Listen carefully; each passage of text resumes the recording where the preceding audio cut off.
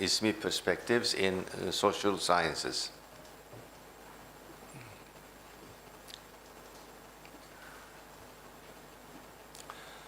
Again, a brief reminder on these two concepts, Ismi and Harfi perspectives.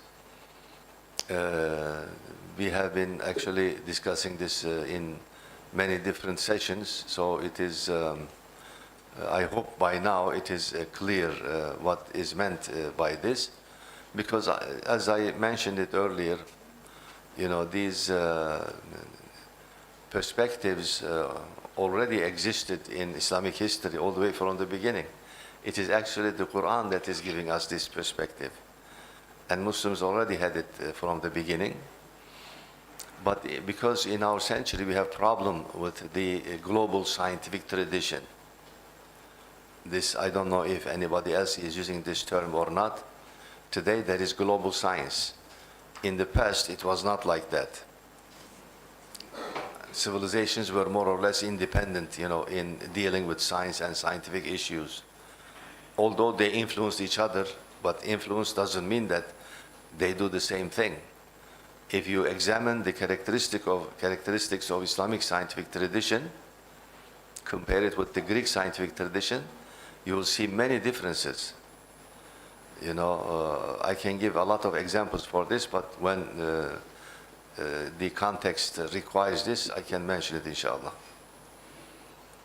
So because of this global you know, scientific approach, many local cultures and civilizations, they have problems with that, because what has globalized is Western scientific tradition. And it has some characteristics that we do not agree with that, the way it is right now. You know, defending the secular approach, amoral approach, not immoral, they cannot do that, of course, but they think science has, you know, doesn't have to pay attention to moral issues because we are after the truth after all. But they don't know that the spirit of truth is morality. Ethics is its spirit, and it cannot be devoid of that. And that's why we are having problems. As you can see, we don't agree with them, at least on this issue. And forget other issues, but at least this one. So for this, problem actually started a lot earlier, when two things emerged in the West. The West departed from its earlier traditions also, because early Western scientific tradition is based on Islamic scientific tradition. Many of this is becoming more and more, you know, clear. Even some, they don't mention it the way I say it, Western scholars, historians, but at least now they are acknowledging, and in fact writing books, articles on the fact that science in the West started after Islamic influences through the translations from Greek into Latin. So because of this, you know, when you take science from another civilization, together with that, you take some of its values. Maybe not all values, but at least some of them. So as a result, medieval Western scientific tradition is perfectly all right, you know, with Islamic scientific tradition. It says we don't have problems with them. We have theological problems. That's not scientific. That is something else. So, but the development of secularism, you know, after the emergence of scientific revolution, many people, they said to the church, you stay there, leave us alone.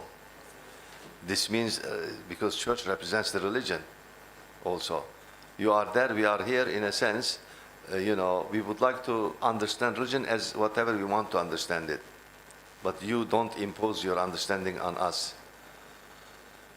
So this led, of course, to, actually from the beginning, because of Christianity, Christian worldview is more or less secular.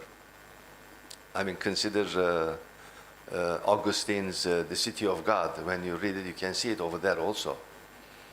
There is the state independent and the state religious that is represented by the ecclesiastical organization, the Pope and everything, and like that. So intimately it is within the Christian worldview. But with the scientific revolution, they proved that many things that the church tried to impose on them is wrong, especially in the area of science. So as you know, from the geocentric worldview changed completely. So this led to the rise of secularism in the political sense and in the philosophical sense, gradually. Especially Immanuel Kant's defense of the issue that metaphysics is not a science, led to philosophical secularism. But then a second development took place, evolutionary biology.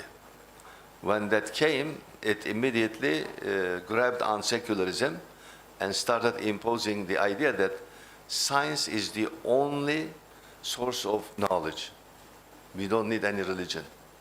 And religion is, completely went, out of view. And as a result, an atheistic understanding came also into the area of science. So these two combined. And these are today the basic characteristics of this global scientific tradition. This is the approach that has globalized through the rise of positivism, logical positivism, and so on in the West. So this influenced the Muslim world after the 20th century. And that is why many scholars in the Muslim world, not only in Turkey, but in many areas, they stood against this. They didn't accept it. They tried to offer solutions, how we should understand science. This is Ustaz Nursi's, suggestion that this mana harfi should be used, to develop a scientific understanding. He himself is not a scientist, of course. So that means it is up to us, our scientists, that they should try to develop this. There is one problem in the Muslim world. Our scientists don't know any philosophy. If they don't know philosophy, they won't be able to develop this also. So that means we have, many problems. A Muslim scientist, a scholar, cannot compartmentalize himself and then as if imprison himself into one single area. That has to study quite a few, areas, plus his own area of expertise to do this. So as a result, these two, they refer to, perspectives through which we look at things, the literal way. These are my translations. The Ismi, sometimes you can see, if you follow the Arabic word, ism, nominal, we have to say, but then it may, lead to a wrong understanding. That's why I say literal. Literally, when you look at things, they represent themselves as they are. But we have to go beyond them. Their reality is not their physical appearance only. So therefore, this second is the literal way of looking at things and then understanding them. So this is basically, I'm planning to, cut very short. I give more time to my good friend, Dr. Turhan, to continue, inshallah. But sometimes the subject takes me away. To do this, I said we should have two principles. One is general, one is middle. The general principle, it is very simple actually. When you read, you can see. Knowing what to philosophize about and what not to philosophize about is our most basic principle. Okay? A Muslim philosopher, I call this like a wild runner. Wildly running all around, without any purpose. Philosophizing wildly. Muslims are not supposed to do that. We should know on what subject we should philosophize and on what subject we should not philosophize. I'm sure most of you already know Imam Ghazali's Tahafutul Falasifa, in which he argues for this. you know, our Mashai philosophers, Ibn Sina and Al-Farabi, they are wild philosophers actually, if you follow this definition. Because, you know, they start philosophizing about Allah subhanahu wa ta'ala and so on, many other issues in the akhirah and so on. We cannot philosophize on these things because we don't have the proper faculties to produce knowledge about these areas. This has already been proved in philosophy. There is no need to argue for it anymore. I mean, Kant, definitely he proved this conclusively. Of course, before him, Muslim philosophers already they said this, but they argued on epistemologically, but they didn't develop a process of knowledge, what I'll briefly talk about that. You have to show this with a process of knowledge, okay? So,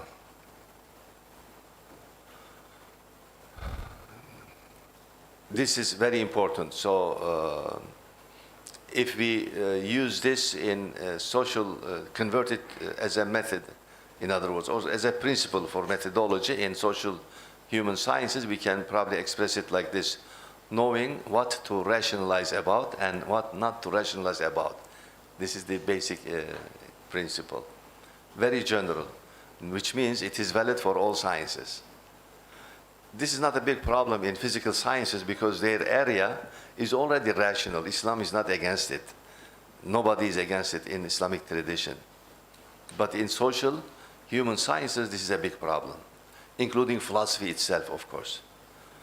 Then I say, in order to apply the first general principle, we need a middle principle, what I call it, knowing the proportion of reason and revelation concerning some issues. These issues fall in the middle, but I will explain what I mean by middle if we continue.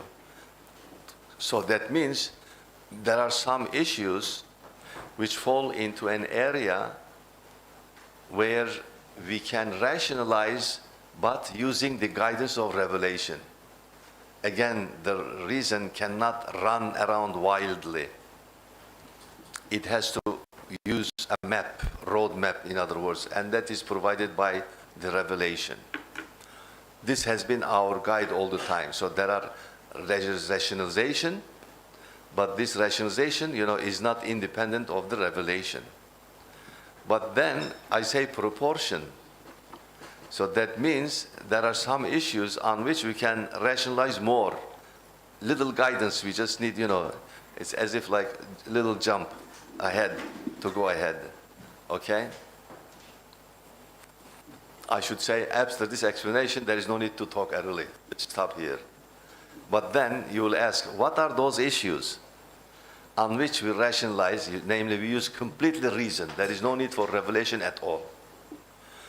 The Quran gives this perfectly, actually. You know, you have to read the Quran very, you know, this is one thing that probably we miss, you know, that we must constantly read the Quran so that its framework will begin to shape our mind. If you pay attention to many of the hadith, our Prophet ﷺ, he encourages, you know, sometimes even he says, when you read Surah Ikhlas 100 times on Friday after this time and so on, you will get so much sawab. Actually, his encouragement is not for the sawab, but you see, it is for us. His encouragement is you read Surah Ikhlas because it will start framing your mind. When you read it more and more, your mind begins to emulate it. And of course, at the same time, meditating about that also. But you see, can you imagine, you know, reading from the beginning of the Quran and so on? At least once a year, every Muslim should read the whole Quran. At least, I mean, this is very bad, it's not good, but say at least once a year. One khatam, in other words. But you don't read it for the sawab, you see, because we are scholars. Don't worry, you will get the sawab. When I say you don't read for the sawab, you will get it anyway. Actually, you will get 100 times more because you are reading for the sake of ilm, knowledge, to acquire the knowledge because it is shaping your mind. So this is what I mean, you know, when you do that, you know what proportion you should apply on which issue, on what issue you should not apply. I will try to give, inshallah, more examples for that. So, in order to determine the proportion, I said we should classify the subjects that fall into the realm of social and human sciences. The realms, so that means this is ontology. So we are leaving epistemology, going into ontology, because ontology is the foundation, actually. Ontology, our understanding of being, in other words. The first we can say, actually, the left side is epistemology, the right side is ontology. Because when you say rational, that means you are referring to, acquisition of knowledge. So that is the rational realm, falling into the area of reason. What kind of subjects? Anything that is physical. Anything that is physical. Physical universe that falls into the area of reason. We don't need a revelation in this area. Why? Very simple. Because we are created in a certain fitra through which we are able to understand the universe. Allah subhanahu wa ta'ala has given us the ability for that. But this is not it. There is another aspect. The universe itself. The universe itself is created in such a way that we are able to understand it, so they correspond to each other. There is a correspondence between physical things and our faculties of knowledge. This is very important. They correspond to each other. So because of this correspondence, we are able to know it. We don't need the revelation. If the revelation refers to something, this is good. I mean, we don't reject it, of course. But in the Quran, we are never encouraged. The Quran never says to us, wait, we will explain how the camel is created and then you will see it. Quran doesn't say that. Quran says, look, how is it created? How the camel, how the seed, and how the trees. Doesn't explain it. Because look, that means we are able to understand. But the second realm is not like that. The revelation realm, the realm of revelation. In other words, this is non-physical universe. As you know, Rabbul Alameen, as it is used in the Quran that we read every time in the Salat, there are many realms. So the reality does not consist of the physical realm only. But where is it? How do we know it?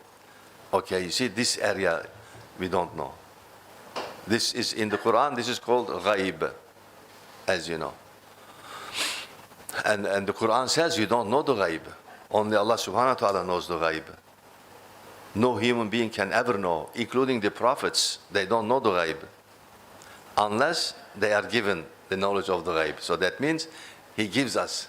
This is also mentioned in the Quran. Again, we are not, discovering these truths are mentioned in the Quran, so we know. The ghaib is known through the revelation only, not through the reason. It cannot be known because our reason, our mind is not created in such a way that it should know the ghaib. That's not the way it is. At least in this world. In the akhirah, we don't know. That is, wallahu a'lam. Again, it is ghaib. Maybe then we will know. We don't know. At the moment, we don't know. So, but if He gives us its knowledge, then we know. So that means some of it is given to us, but not everything. Because it is clear, very clear in the Quran, it is said that only something given to you from the ilm. Just when you consider يَسْأَلُونَكَ عَنِ الرُّوحِ, right? You remember that verse? Its knowledge is not given to you except a little bit. Some of it. So that means the complete knowledge of ghaib is not given, even in the revelation. How much is given? That much that we need in this world. So that is what. Anything beyond that, even if He gives us, we won't be able to understand. It's impossible. At this state, it cannot be known. So this, we should try to understand, when you concentrate, as I said, reading the Quran and so on, gradually something comes to our heart also. about this. So that means ilham is also a true knowledge in this case, if we follow the correct path of the revelation. The Quran also mentions a third one, the in-between area, what I call in-between realm, I call. Usually people, they don't mention this. I came across this, I have been talking about it quite a lot, but I didn't think this was in the Quran. I was just, from philosophy I was thinking. One day when I was reading Ibn al-Arabi, I saw he refers to the verses وَالْأَرْض وَالسَّمَاوَاتُ وَمَا بَيْنَهُمَا. Many times actually mentioned in the Quran. This وَمَا بَيْنَهُمَا referring to the in-between area. In between what? So that means there are two things. There is something in between. Obviously, there are two realms, the ghaib and the shahada. So in between area is obviously between the ghaib and shahada. So as a result, there are three subjects to deal with in social sciences, human sciences. Rational, revelational, and in between. So in between means reason and revelation, here they meet each other. We should know how to use it, how to utilize it. Actually, again, in the past, our Muslim scholars, they developed very good methodology. We neglected it, unfortunately, in our time because we followed the Western scientific tradition, complete rationalization. Complete rationalization. Even in the past, our Mashai thinkers, although they followed this, they didn't run around so wildly. Because, you see, in their early life, they had an excellent Quranic education. So as a result, in some areas, they knew, that they could not talk about that, for example.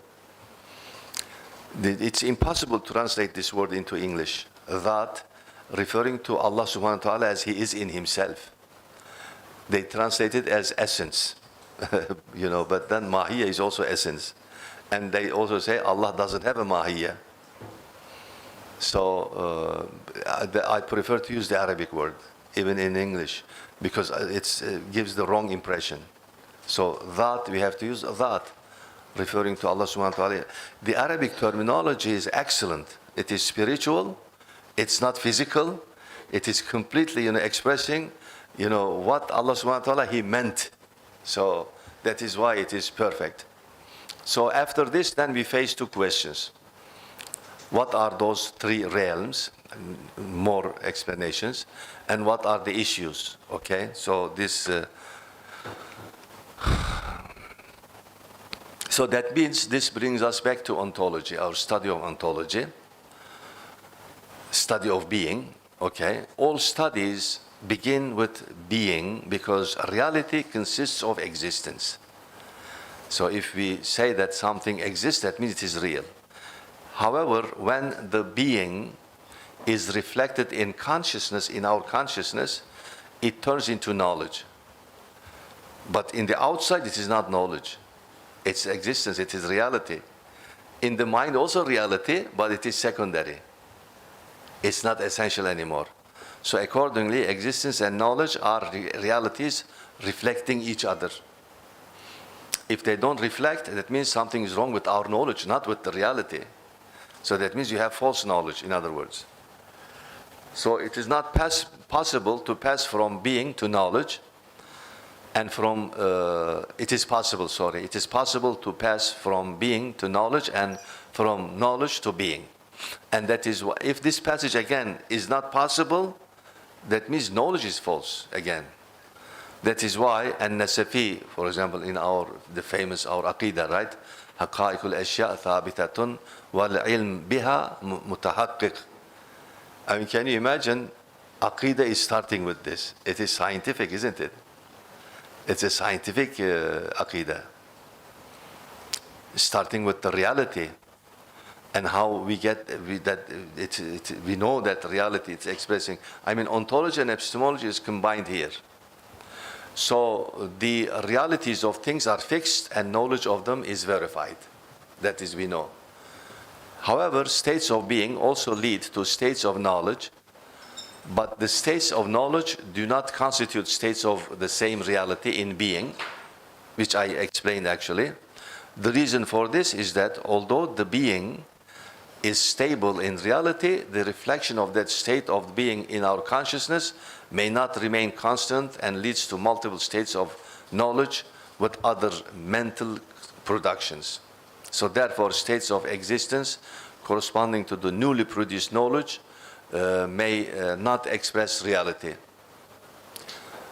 But then how do we know the reality?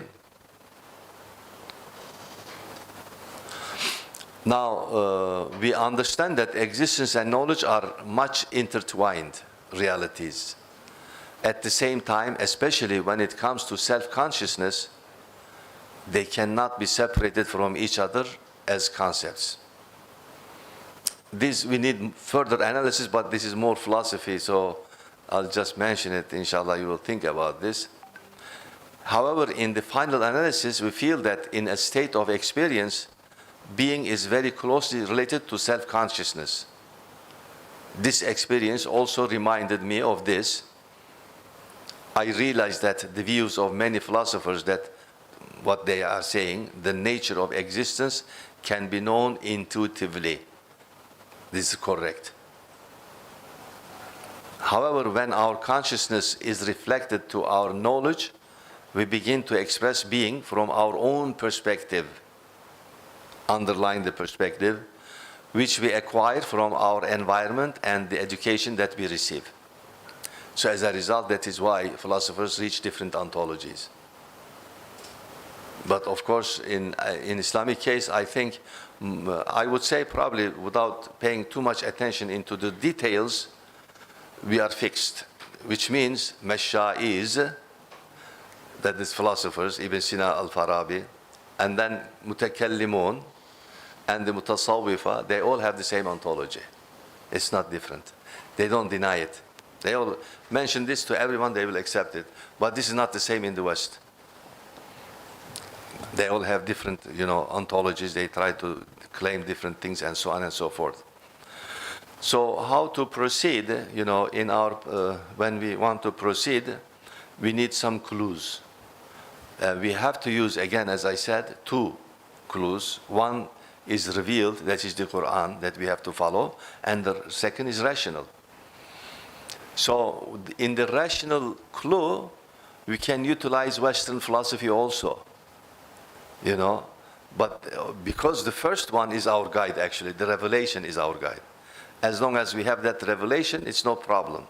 You can navigate everywhere because you know where you are going. You have the, today we have the navigation. When you want to go someplace, you are not worried. You say, okay, no problem.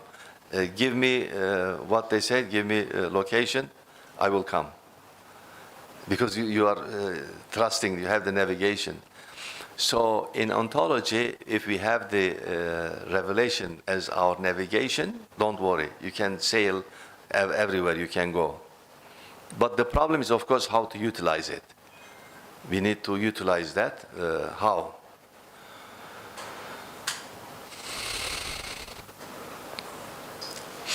By distinguishing realms of being. Again, using here in this distinction, we are still utilizing the two clues. The two clues.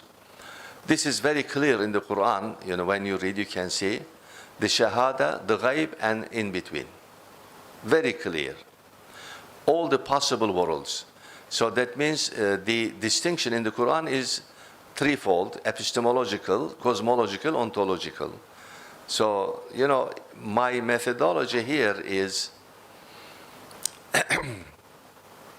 if you read Professor Fazlur Rahman's book, Major Themes of the Quran, that he says, we pay attention to verses in isolation without neglecting the totality of the Quran. This is very important. So what I did, I tried to put all the verses in which these realms are mentioned, okay? And then I noticed that some of them refer to epistemology, some in the context of cosmology, some in the context of ontology. That is why I came up with this classification, okay? And those referring to the epistemological, very clear, alimul ghaibi wa shahada. It is repeated 13 times in the Quran. 13 times. Referring to Allah subhanahu wa ta'ala, and then also refer in many other verses, in the Quran says, you don't know the ghaib, only Allah knows the ghaib. Allah knows the ghaib and the shahada, and whatever in front of you, whatever behind you. Very clearly, everyone says you don't know. So this is the epistemological. Then the cosmological one, referring to the creation. Allahu alladhi khalaqa, as you can see, because referring to the creation, it is referring to the cosmos, in other words. خلق السماوات والأرض وما بينهما في ستة أيام إلى آخر الآية. So this referring to that. And there are, again, many verses referring to this in the cosmological sense. But we need the ontology, of course, because we are going to utilize that. As far as I remember, there is only one verse in this sense. There could be one more. I can't remember at the moment right now. But this is from Surah Taha, in the early, right at the beginning actually. Ma fi samawati wa ma fil ardi. Look here, again, samawat, ard, wa ma baynahuma, but then comes wa ma tahta thara. That makes it 4. Okay? But now we shall continue how we can utilize, these in social areas, of course, mainly. I would like to say that in the true sense, the Quran does not make actually 4 different realms. Because وَمَا تَحْتَ الثَّرَى falls also وَمَا بَيْنَهُمَا. It's still in between. How come the Quran makes this use? By the way, these verses are not philosophical. Quran is not philosophy. We have to be very careful when we are utilizing the Quran. We try to establish a relationship with other verses if they are explaining this, and if there are hadith also, because we are,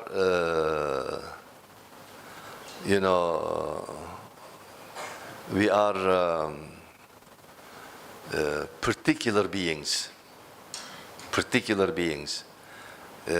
Because particular means, when we want to study something, we have to study it in particular, small bits. It's impossible to study something as a whole. This is the way we are created. Okay? We cannot know something as a whole. We have to divide into parts we study. At the end, in our mind, conceptually, we unite them, because our experience with things always in totality, not in individuality, in the experience. But in knowledge, in the epistemological sense, we divide them like that. That is why we are dividing like this, the ghaib and shahad. Otherwise, as I said, they are complete unity. So this, we have to consider this fact. So then, as the verse you can see here, the 2 verses referring to that unity. That's why I would like to say, وَأَنَّ اللَّهَ قَدْ أَحَاطَ بِكُلِّ شَيْءٍ عِلْمًا. The first verse you can see, أَلَا أَنَّهُ بِكُلِّ شَيْءٍ مُحِيطٍ. If you have this verse alone, you become pantheist. But the Quran, you see, revealed the second verse. The ihata is with knowledge, with ilm, not with his own being. Okay, because you will misunderstand it. So it is corrected like that, right? So then, as we continue, we take this verse as our guide. The 4-fold division, not the 3-1. In the epistemological sense, we need this, because you remember our middle principle is to know the proportion. Okay, to determine the proportion, we need this verse. So we follow this one. The ard, samawat, wama baynahuma, wama tahta thara. All of these things are, connected with each other, expressing the complete unity of the existence, the way it is created, and so on.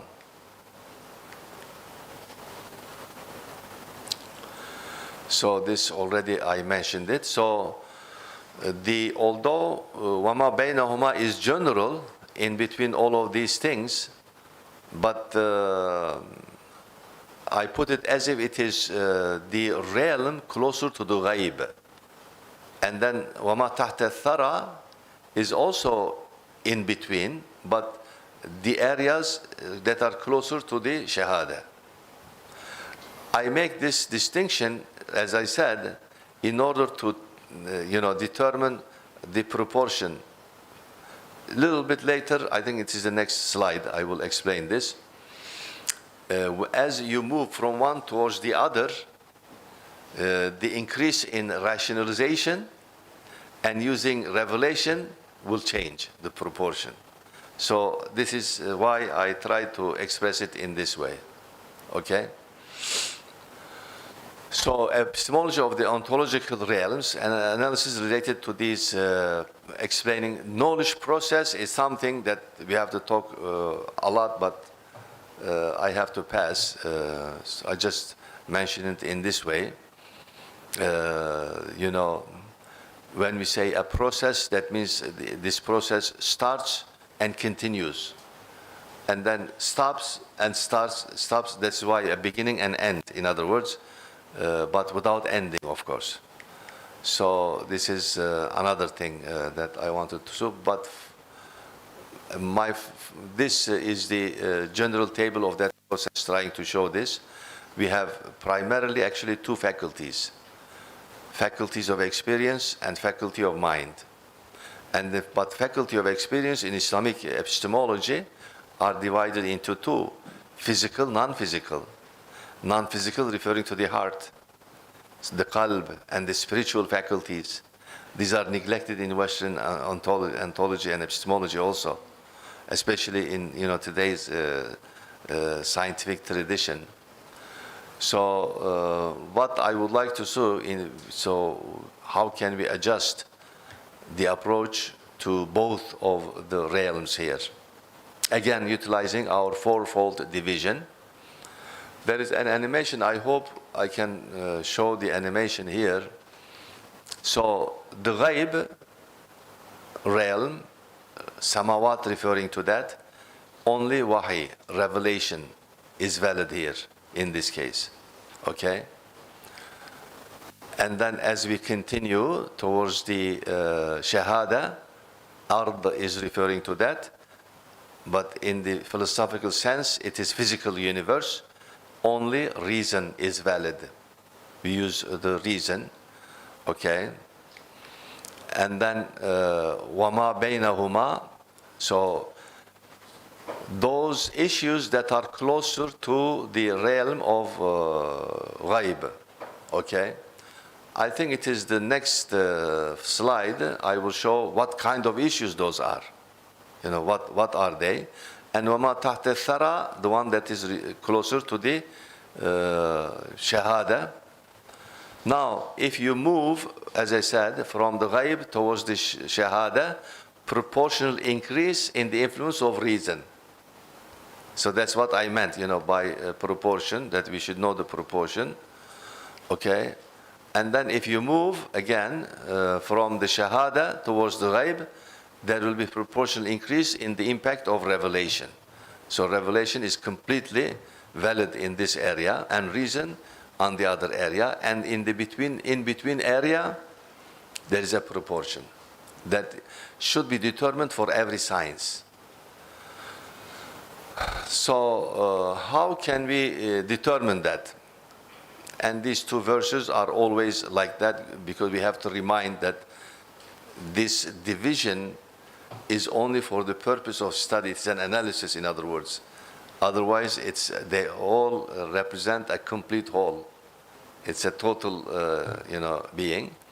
Now, the ontological realms, as you can see here, if you read Professor Attas's Degrees of Existence, you probably, I would recommend you to read. It's very difficult, by the way.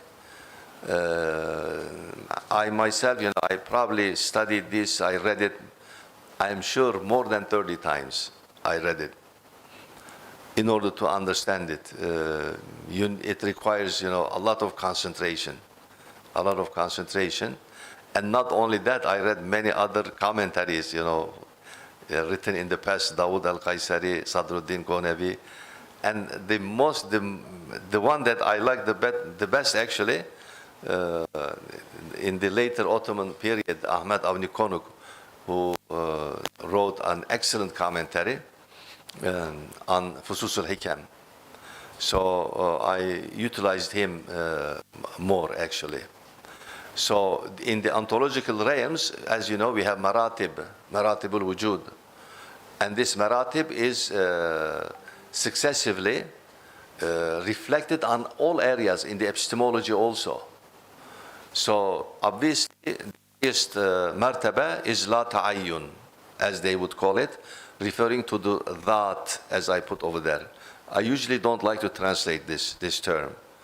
It cannot be translated. The translation as essence is wrong. It's not correct. Everybody knows that. Even the West, they say, what can we do? We have to say something in English, so they use it, but it doesn't refer to that. Because it's in that, as you know, there is personality. But the term person is not proper to use for Allah subhanahu wa ta'ala. So that is why it is, and in fact they call it la ta'ayyun. La ta'ayyun, level of indeterminacy. There is no determination for us. Because when you have knowledge about something, it becomes determined.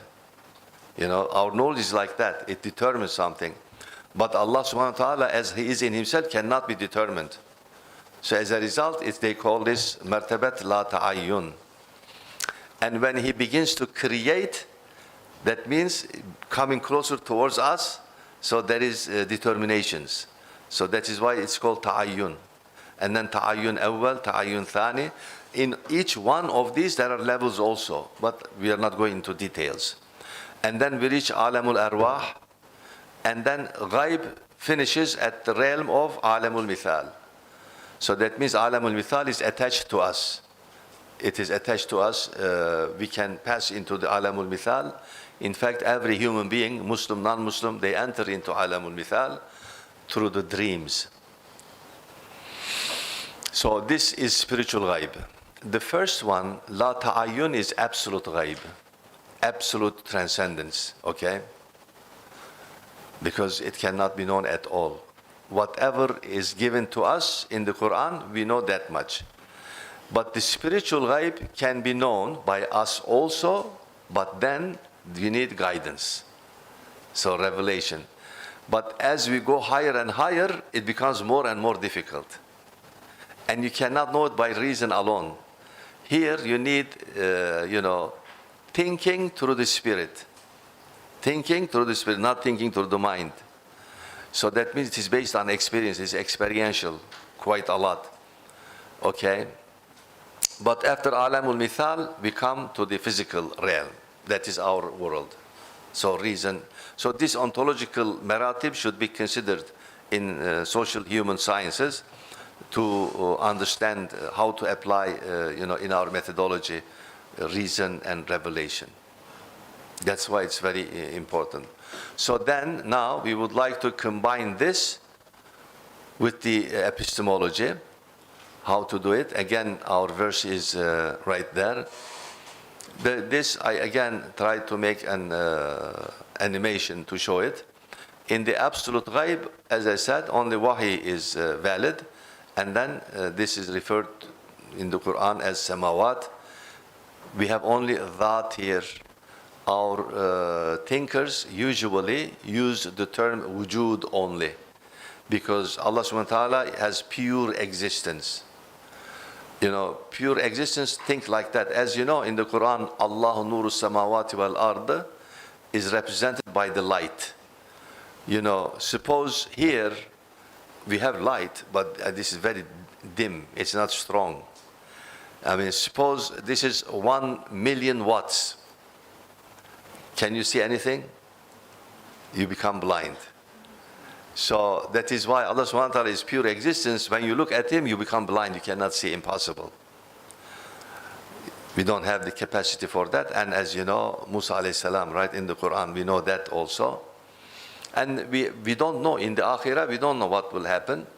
Again, if we know if there is revelation, indication, ru'yatullah, as you know, this is a problem in kalam. But the Ahl Sunnah, we believe that there will be ru'ya, but we don't know how. So we cannot talk about that. So that means no need to mention it. Then when we come, it is combined, of course, with the term ard as used in the Quran. And this is the physical universe, the shahada. Only reason is valid here. And physical things, okay? Haqa'iqul ashya. So reason becomes the light of the physical things in epistemology, in the not ontological sense. In the ontological sense, only Allah subhanahu wa ta'ala is the nur, not anything else. Okay, but in the epistemological sense, when our reason, in other words, gives the light, we know. If it doesn't, we don't know. But in the ghaib, the light is revelation. And in fact, the strength of revelation is very strong. It should also guide us even in this world, in the shahada. So, وَمَا بَيْنَهُمَا, again, the subjects that are closer to the realm of the ghaib, okay? And then we start moving. What subject? We have the ta'ayyun awwal. So this, I will not discuss them because this is very difficult. So I don't go into details. Just remember that means creation started. Usually, we have, mistakenly, we think that creation takes place in Shahada. This is not the case. Creation begins in the ghaib. We cannot use the term begin because there is no time. Why do we use it? Because the Quran is using it. Allahu yabda'u al-khalqa thumma yu'iduhu thumma ilayhi turja'un. Right? In the verse it is said, yabda'u. If there is no time, how come Allah subhanahu wa ta'ala is using the term bada'a? It's because that's the only way we can understand it. Our mind does not understand eternity. It's impossible. No matter how much you think, creation without time, we cannot comprehend. It's impossible. And that is why in the Quran always temporal creation is given. But that's not the case. It is very clear that this takes place in the ghaib. Anyway, there are details also, but then this continues in ta'ayyun thani. So that means one more level down. And you see, as you can see, the highest level is la ta'ayyun. When there is creation, that means going down and down. And this is called nuzul, right? The descent on, in creation. And then you see, that means that again, these are, our scholars, great scholars, they experience this. That is why they are able to say it. In creation, there is tanazzulat ilahiyya. That means when Allah subhanahu wa ta'ala, He creates us, He comes down to our level. Of course, not in His dhat, you see, in His manifestations. But anyway, there is nuzul here. So that means if something is created, that thing has the best of all sharaf. That is a big honor to be created. Why? Because the greatest being has come to its level to create it. So in Tanazzul there is sharaf, there is nobility, honor, and so on. So anyway, these are actually side issues, but we know our scholars, they talked about this. And then alamul arwah, all falling into the wama baynahuma, but closer to the ghaib. So we have to try to distinguish these, in whatever subject we are studying. And then finally we come to alamul mithal. Alamul mithal, they call this first barzakh, because this is the first place that separates two worlds. As you know, barzakh means separation, right? In between two things, ghaib and shahada. But can you imagine some of Shahada falls into the ghaib through the barzakh? But this is the first one. What is the second one? The second one comes in the return. When we return, barzakh means after death, we enter into barzakh, right? So that separates, again, the ghaib and the shahada, but not in the descension, it's ascension. So there is return. But this is not the return, this is coming down. So that's why they call it first barzakh. Okay, and then as we continue, all of these called spiritual ghaib.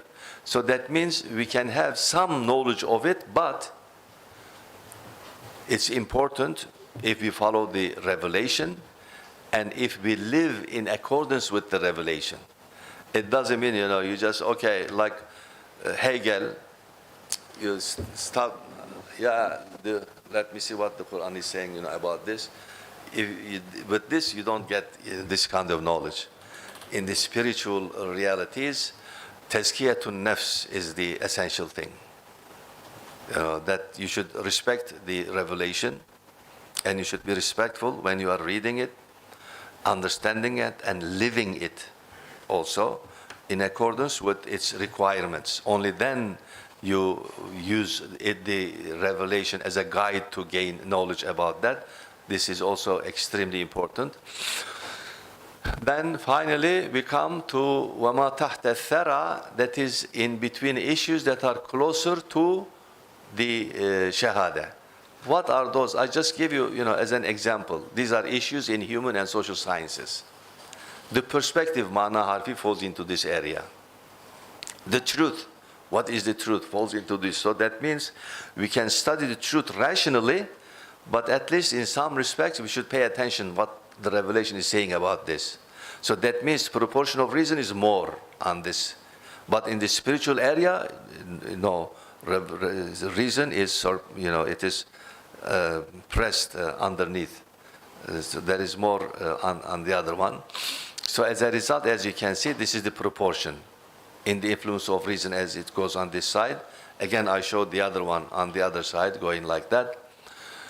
So finally, as we get closer to the unseen, namely the ghaib, purification is compulsory.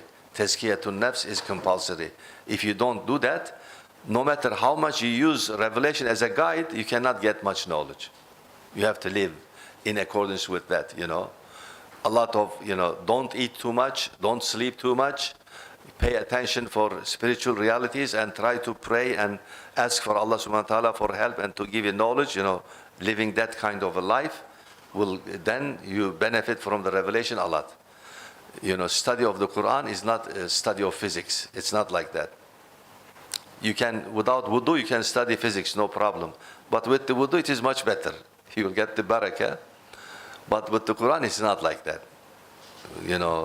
The spiritually, you have to prepare yourself for this, and this is necessary. I am sorry, I think I took too much time. I wanted to stop here. We'll continue, inshallah, in the afternoon with this one. So I would like to give the floor to Turhan Hoca. Okay, can we have 1 or 2 minute break? It's some technical issues to resolve. Yes, I need to get the PowerPoint to this. Okay. Okay, so give me 2 minutes. Okay.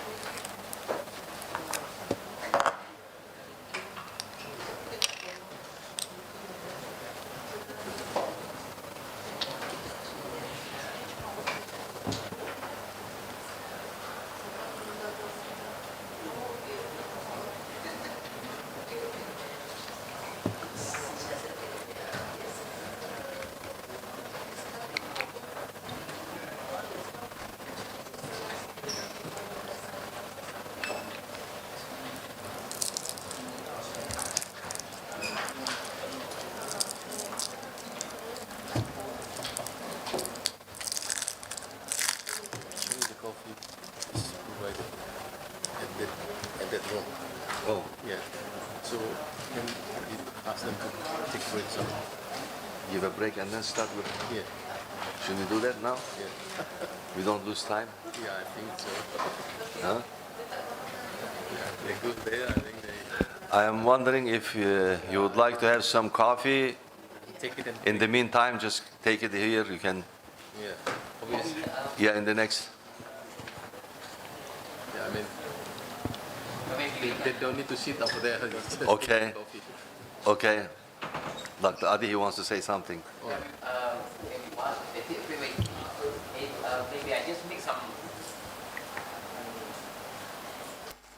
observation about your paper. I think it's important to see how the Quran describe nature. Yeah. For example, I think I now I can notice that there's some broad description, right? For example, Allah says that الذي أحسن كل شيء خلقه. وخلق.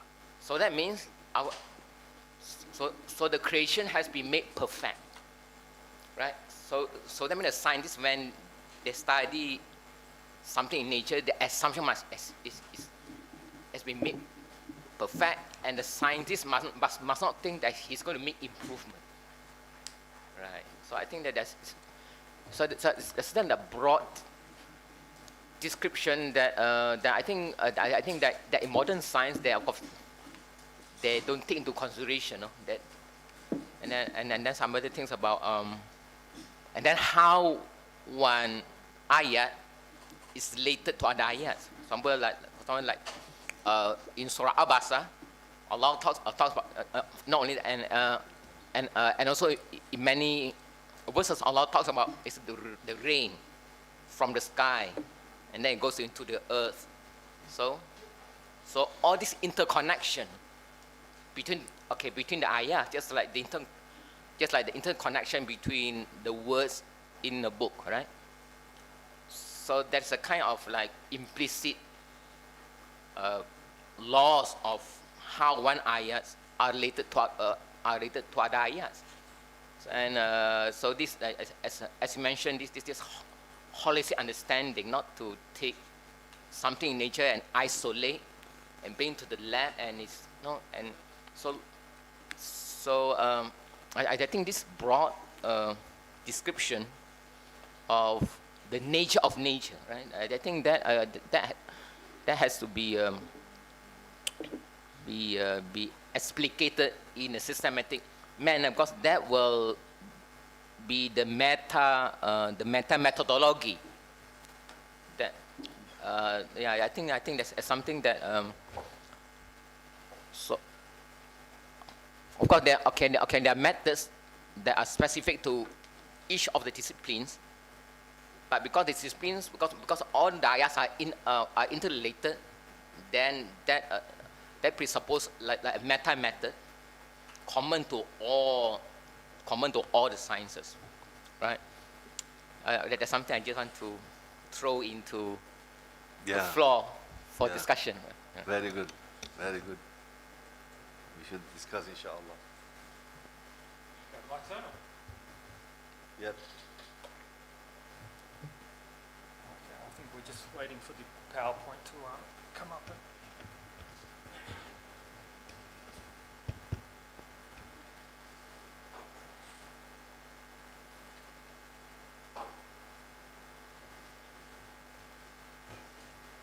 Okay. أعوذ بالله من الشيطان الرجيم بسم الله الرحمن الرحيم الحمد لله رب العالمين والصلاة والسلام على سيدنا محمد وعلى آله وصحبه أجمعين. Assalamu alaikum. Thank you so much for the opportunity to address this esteemed audience. Very exciting time for me, so greatly appreciate it. I want to talk today about some of the rational underpinnings of Bediüzzaman's Harfi view. I think some of the questions that were raised at the end of yesterday's session will be relevant to what I've got to say. Inshallah, some of what I say might furnish at least partly an answer to some of those issues that were raised by some of the members of the audience. What I want to consider is, what do we say, or indeed do we need to say anything? Do we need to say anything at all to the person who wants to deny, Bediüzzaman's view? Okay.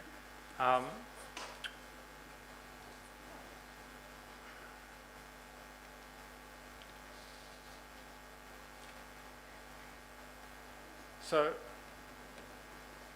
we already spoke yesterday about what Bediüzzaman's Harfi, Ismi involves. So I won't rehash all of that. I just want to pose this question here. Why I think that the phenomena in the world, like the things and the events in the world, why I think that these have a Harfi meaning at all?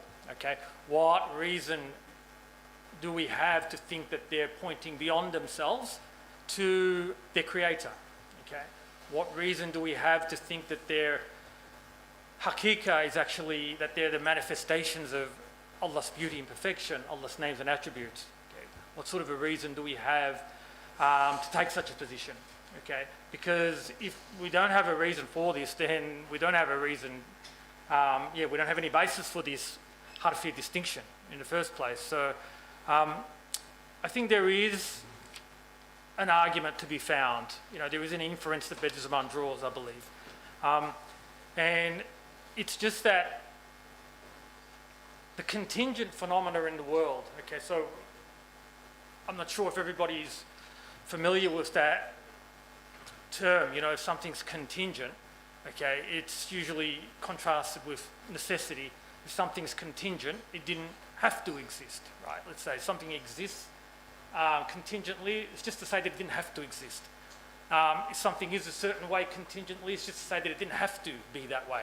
Okay. On the other hand, if we say that a being exists necessarily, okay, that's just to say that that being cannot fail to exist. Okay, that being's existence is metaphysically impossible. So everything in the universe that we observe is not of that necessary sort. Okay, everything's contingent. How do we know this? Well, just when we reflect on things, it's easy to see that any given thing in front of us didn't have to exist. And even if it does exist, it didn't have to be the way that it is. Okay. Did I have to exist? I didn't have to exist. Had my mother not given birth to me at a certain point in the past, then I wouldn't have existed, let's say. Okay. Did I have to be the way that I was? Did I have to have brown hair and brown eyes? I didn't have to. I could have been taller. I could have been better looking. I could have been more muscular. I could have been lots of different ways, but I am as I am. To that extent, I'm a contingent being in every sense of the word. So everything in the universe is like this, so that then the question becomes, why do they exist? Why are they the way that they are? Okay. Moreover, can these things explain themselves, perhaps? Or can anything else in the universe explain them? I think Bediüzzaman's key premise, right, one of the key ideas that underpins his Harfi view, right, in the final analysis at least, is just going to be the idea that the things in the universe, all these contingent things in the universe, they cannot explain themselves. They can't explain why they exist. They can't explain why anything else exists. They can't explain why anything is the way that it is, why it has the properties that it does. To that extent, all naturalistic explanations that someone might offer in opposition to Bediüzzaman's Harfi view are going to be seen as badly inadequate. Right? Badly inadequate. Why are they so badly inadequate? Okay, this is the key thing here.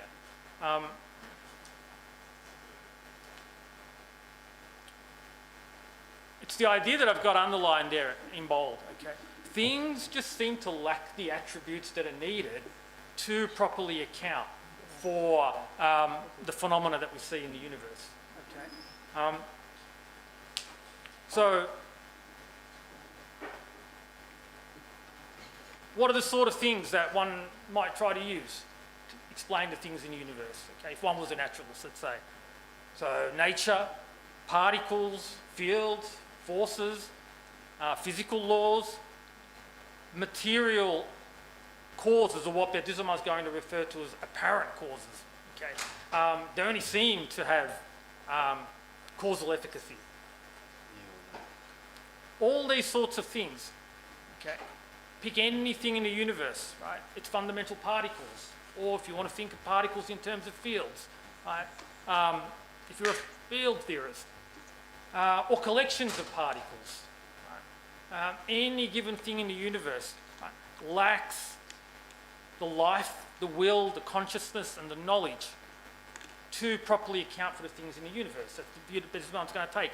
In a moment, we're going to read some textual evidence of this. Okay. He's going to say everything in the universe is, all the apparent causes in the universe are deaf, dumb, and blind, and they cannot therefore give rise to the orderly phenomena that we see.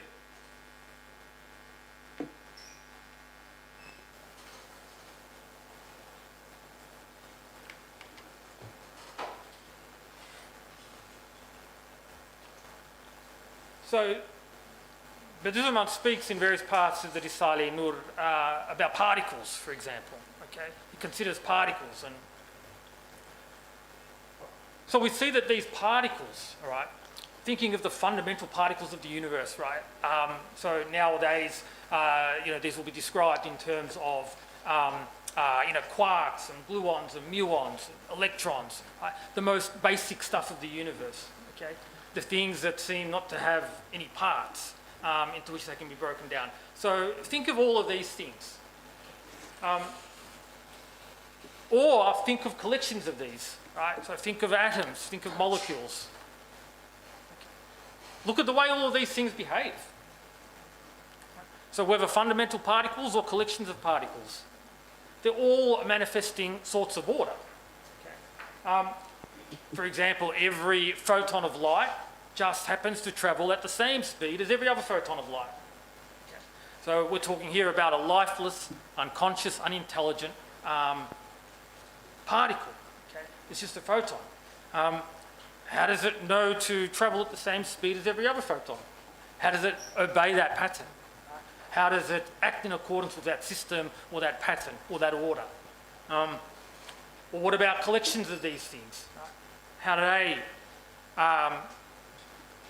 how does it, for example, every proton act in the same way as every other proton or every neutron?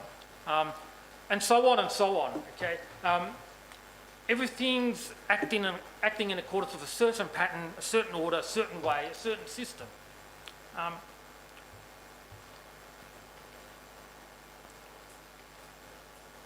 So Bediüzzaman speaks about this problem in a couple of places, okay? So let's have a little sohbet now, let's have a little read from the Risale-i Nur. I'm going to read from just a couple of short paragraphs from a couple of different places, okay, where Bediüzzaman points to this problem. So let's try to enliven this problem in our minds, okay? Bismillahir-Rahmanir-Rahim. This is from the 29th word, second name, from Bediüzzaman's words collection. Whichever of these particles you consider with the eye of wisdom, you will see that blind chance, lawless coincidence, deaf nature, and unconscious causes can in no way interfere with it. It is impelled in a discerning, orderly, hearing and knowing fashion. For whichever stage each of them enters from the surrounding element to the body's cell, it acts as though voluntarily through the specified laws of that stage. It enters it in an orderly fashion. To whichever level it journeys, it steps with such order that it appears self-evidently to be proceeding at the command of an all-wise mover. In this way, it gradually advances from stage to stage and level to level until, at the command of its sustainer, without deviating from its aim and object, it reaches its appropriate position. For example, the pupil of Tevfik's eye, Tevfik being one of Bediüzzaman's students. Okay. It reaches the pupil of Tevfik's eye, where it establishes itself and works. Okay. Another short example.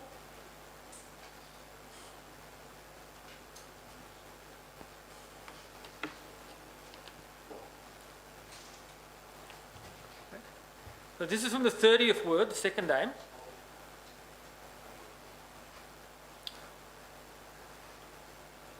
All particles are suitably placed within compounds.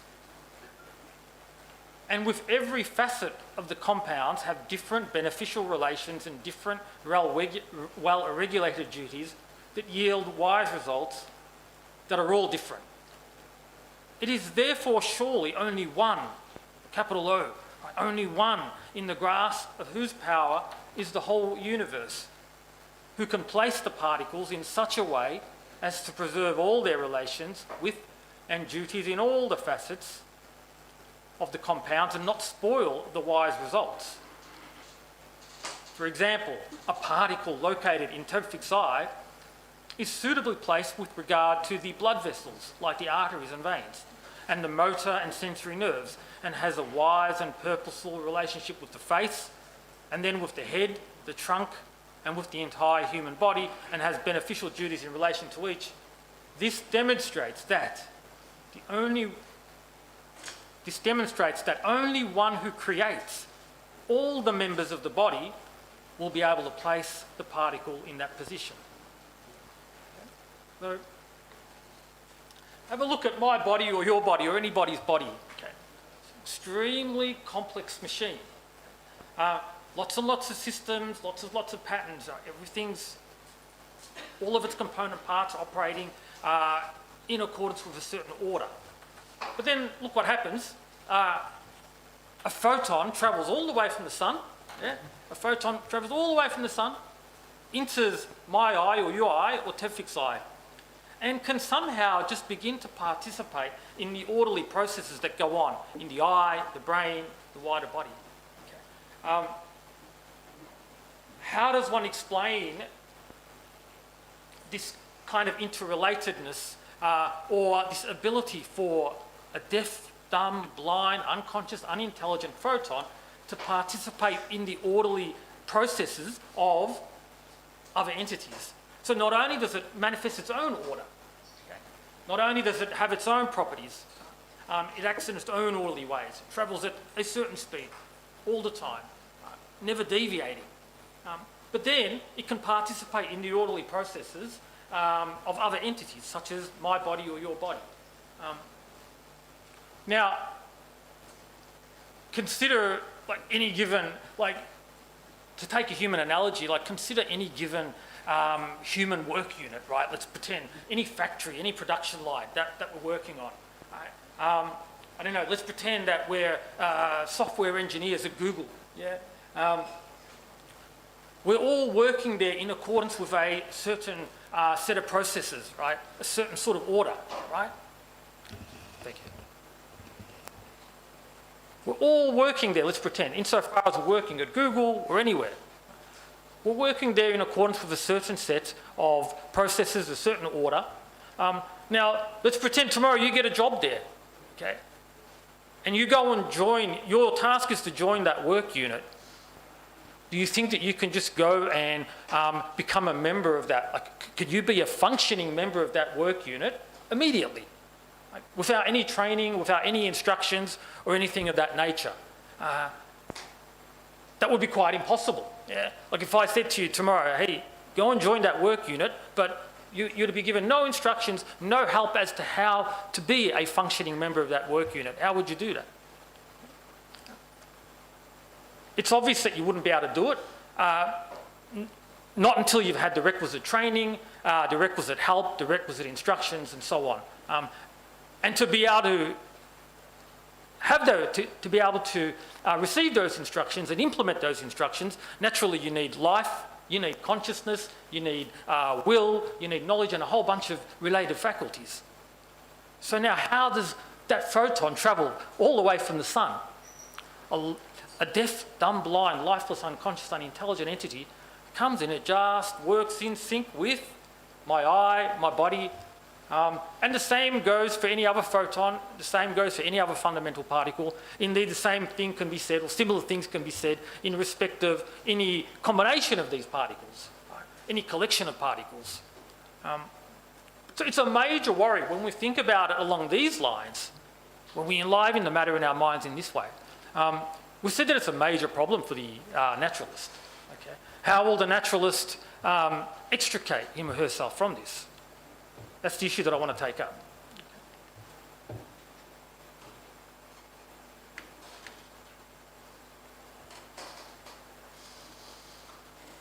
So I've said here that if we attribute all particles to a single being, a divine being of unity, then we can explain the behaviour of those particles with great ease. So Bediüzzaman says something quite relevant here.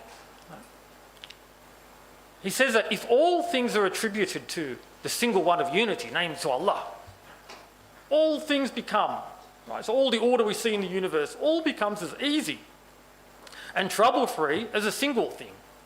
Whereas if they are attributed to causes and nature, a single thing becomes as difficult as all things. Okay? And we've already spoken about some of those difficulties. So I think he's invoking here a certain epistemological principle. Right? So in this inference that he's drawing here, I think what lies beneath it is a certain epistemological principle. So epistemology being the study of knowledge, questions about how we can know things, questions about justification and evidence and so on. He seems to be invoking a principle of this nature. If something needs an explanation, let's say, so a given phenomenon in the universe needs an explanation, and one explanation is far better, it's far better than all the others, and moreover, it's the only good explanation, there are no other good explanations, then that explanation must be true. Okay? So I think he takes something along those lines as an epistemological principle, and I know of epistemologists that take similar principles, okay? They hold to similar principles, so that what ends up happening is that even if this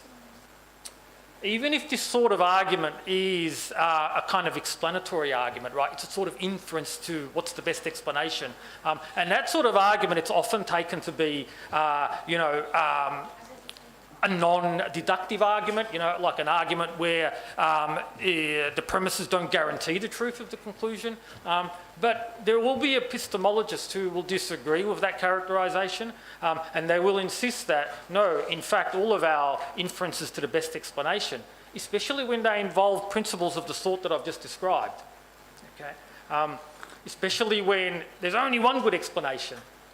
And things must have an explanation, right? Because they're contingent phenomena. They can't lack an explanation. They haven't always existed. They haven't always been the way they are. They need some explanation as to why they are as they are and why they exist. And there's only one good explanation. So once we add these sorts of premises, right, these sorts of epistemological principles, what we actually end up with is a deductive argument, okay? An argument that necessarily entails its conclusion, an argument about which, a conclusion about which you can have no doubt, so long as those premises are true.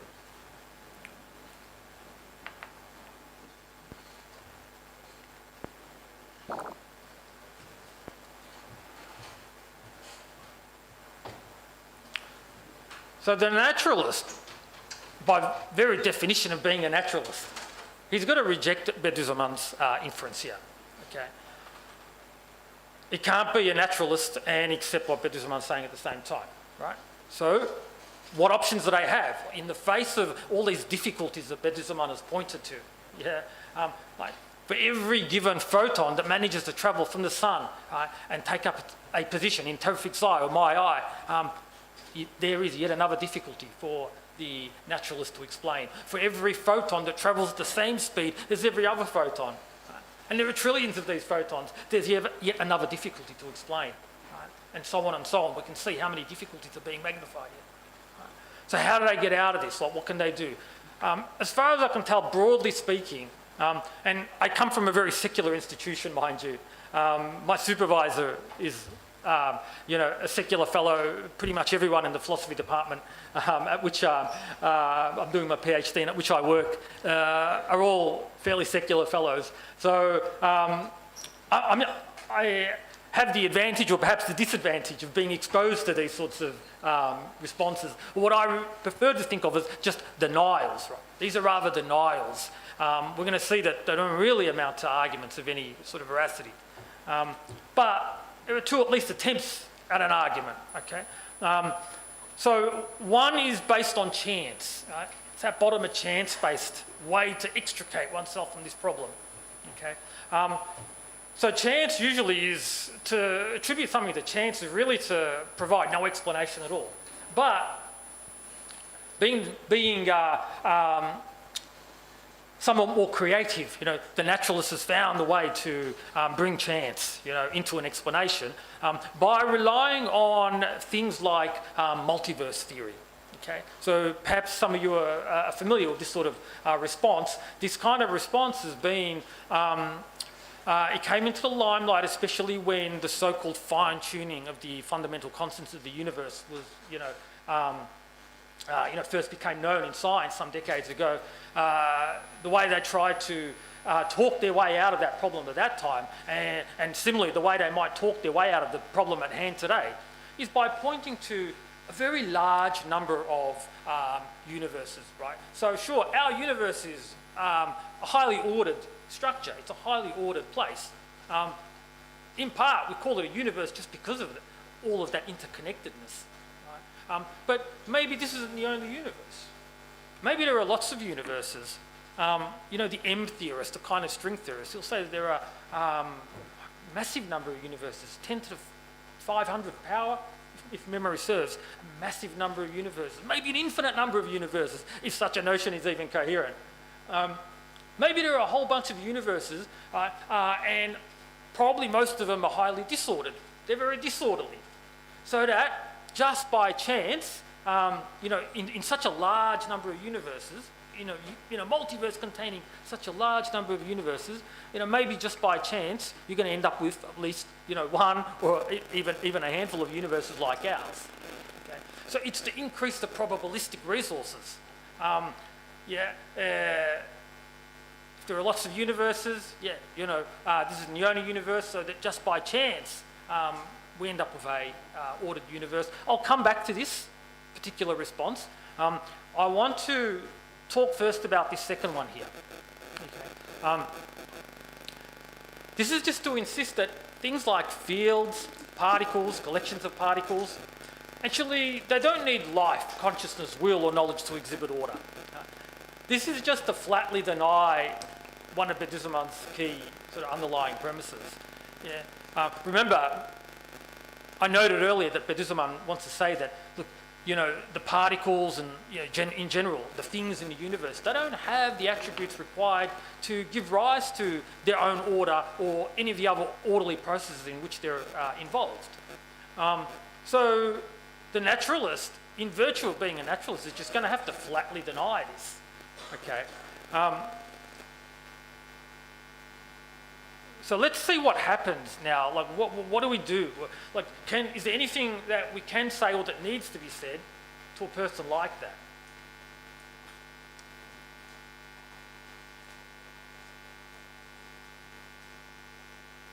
But what they're going to accuse us here of, as far as I can tell, is that we're sort of drawing a false analogy.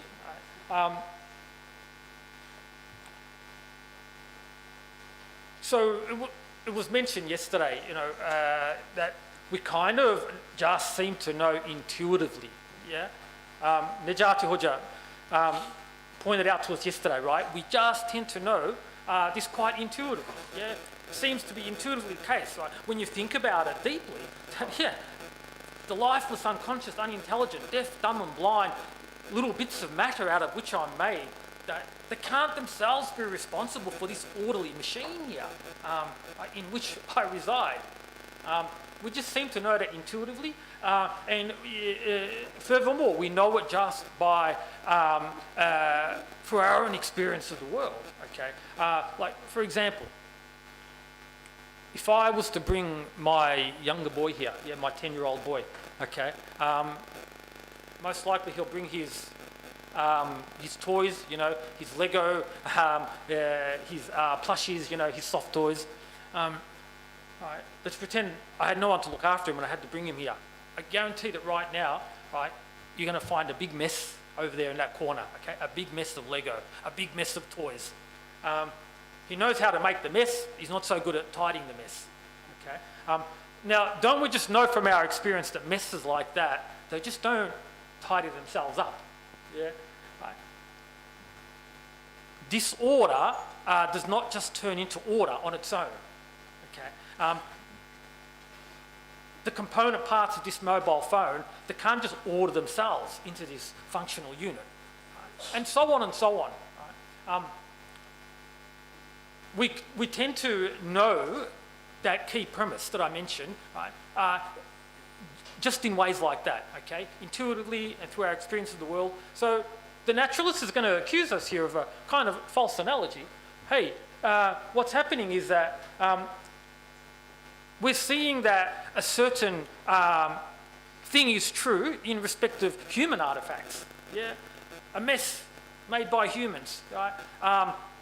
A mobile phone made by human beings, and so on, right? Right, things relevant to human experience.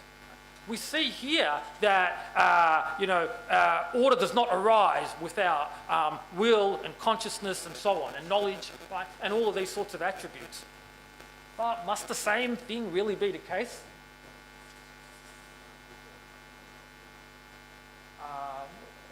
Anything's fine. Cold. Thank you very much. Thank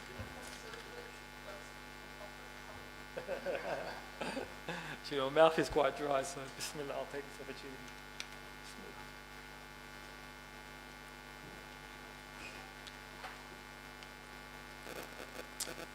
So just because human artifacts come about via will or agency, doesn't mean the same thing must be true in nature, right?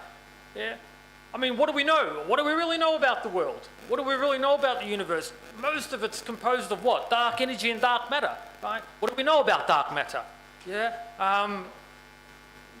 What do we know about fields and things like that? I mean, science can describe them, yeah, but really they can describe at least part of what goes on in the world, but yeah, it doesn't really explain to us, right, why these things exist or why they do what they do. You know, maybe, kind of relying on our sort of lack of knowledge here, yeah? Maybe these things maybe these particles can act in orderly ways, right? Yeah? Is it really a necessary truth? Right? A truth that can't be false. Right? Is it really a necessary truth, in other words, that particles really need, life, consciousness, intelligence, and so on, will to manifest order? Yeah? Maybe that's just not the case. Maybe we're just drawing a false analogy. Okay? Now, one wonders here immediately whether or not this kind of line even requires a response. Okay? Because as was pointed out yesterday, I mean, our intuitive evidence for that key claim, right, that you can't get order without the relevant attributes, right? Our intuitive evidence for that, right, it's so strong, it's so self-evident, right, that it seems pointless to try to provide a further argument, right? Because any argument that we provide, it runs the risk of being less obvious than what we're trying to provide an argument for. Okay, so there's a kind of principle there. There's an idea, right? It's an epistemological idea, right? Why defend the obvious with something less obvious? Okay. So philosophers have kind of discussed this, like in relation to, for example, the naturalist who wants to claim that, because there's a related problem here too, it's not just the behaviour of these particles that stands in need of explanation, it's also their very existence. Okay, so one thing that that some naturalists have been bold enough to claim is that maybe things can just pop into existence, right? From nothing and by nothing, right? Maybe things can just pop into being. Now, that's just to deny, like, one of the most self-evident things that we believe, that, right, from nothing, nothing comes, right? As they say in Latin, ex nihilo nihil fit. Right? From nothing, nothing comes. In other words, things don't just begin to exist without a cause. Right? Everything needs a sufficient cause, and hence there's the principle of sufficient reason. Right? So for the person who wants to deny such a principle, for the person who wants to say that, yeah, maybe the universe did just pop into being, right, at the Big Bang, right, on its own, right? Doesn't need God to create it, just popped into being. Do we really need to provide a response to that?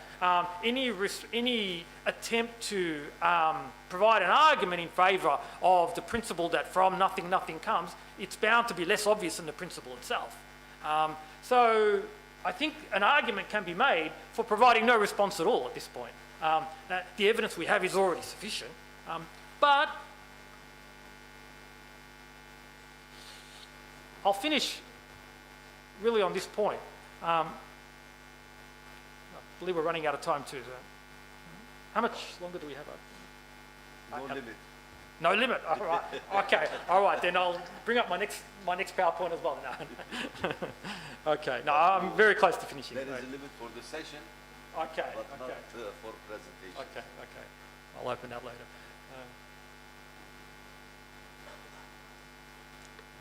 So let's assume that we do want to provide a response. Okay. So only if we think it's worth providing a response. I think we can respond as follows, okay?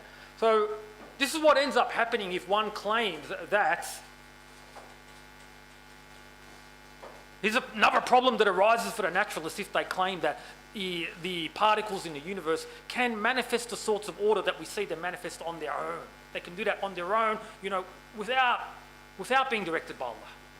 Right? Yeah, they can just manifest order on their own. So here's the problem, right? And I adapt this from an argument put by Jonathan Edwards, okay?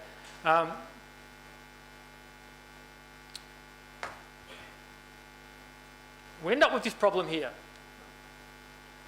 If particles can really manifest order themselves, in other words, if the order that we see in the world is really so easy to achieve, right, that deaf, dumb, blind, unconscious and unintelligent particles can produce it on its own, right, then it becomes inexplicable, right, why all things don't exhibit any and every kind of order all of the time, okay?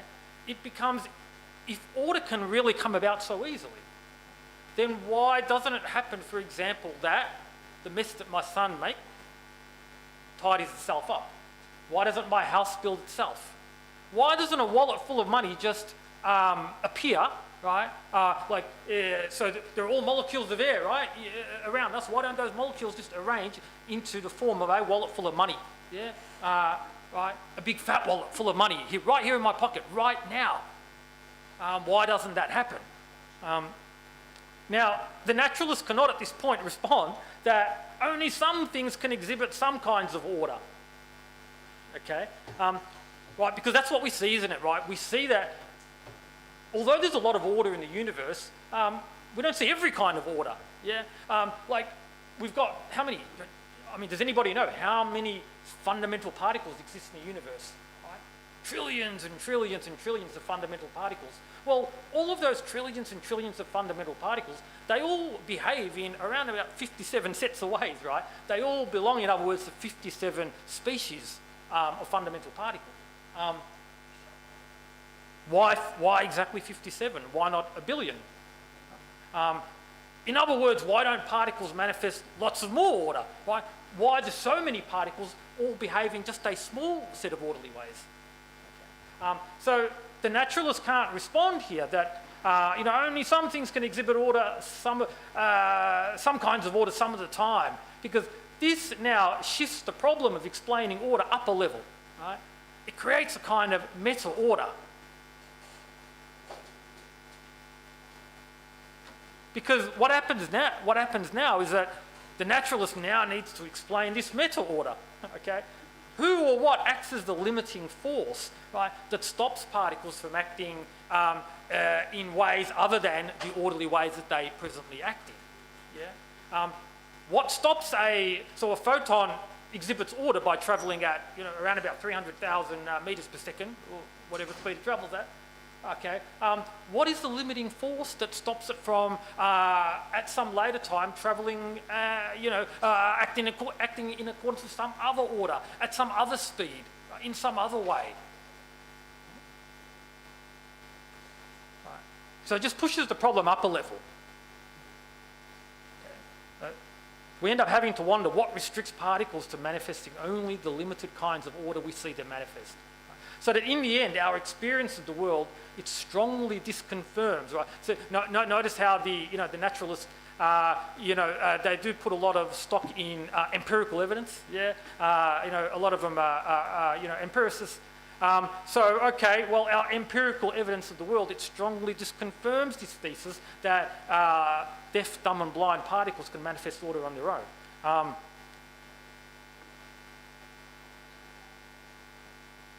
So I've said here, in the end, our experience of the world strongly disconfirms the naturalistic claim that things can manifest order without an orderer, and indeed that things can just pop into being. Okay? Why? Because we don't see wallets full of money pop into existence in our pockets. We don't see particles arrange themselves into wallets full of money. Okay? Last little thing that I'll say, okay? Let's come back now to the multiverse problem. Yeah? We can see that there's a similar problem, right? Very similar problem. So remember, they're trying to explain away the order in this universe by increasing the probabilistic resources. Yeah? Maybe there are billions and billions. Maybe an infinite number of universes that are all disordered, so that just by chance, you'll get one that's ordered. But now, what's a multiverse? What's a multiverse? It exhibits yet another pattern. A multiverse is just a system containing lots of universes. Why is that particular pattern obeyed?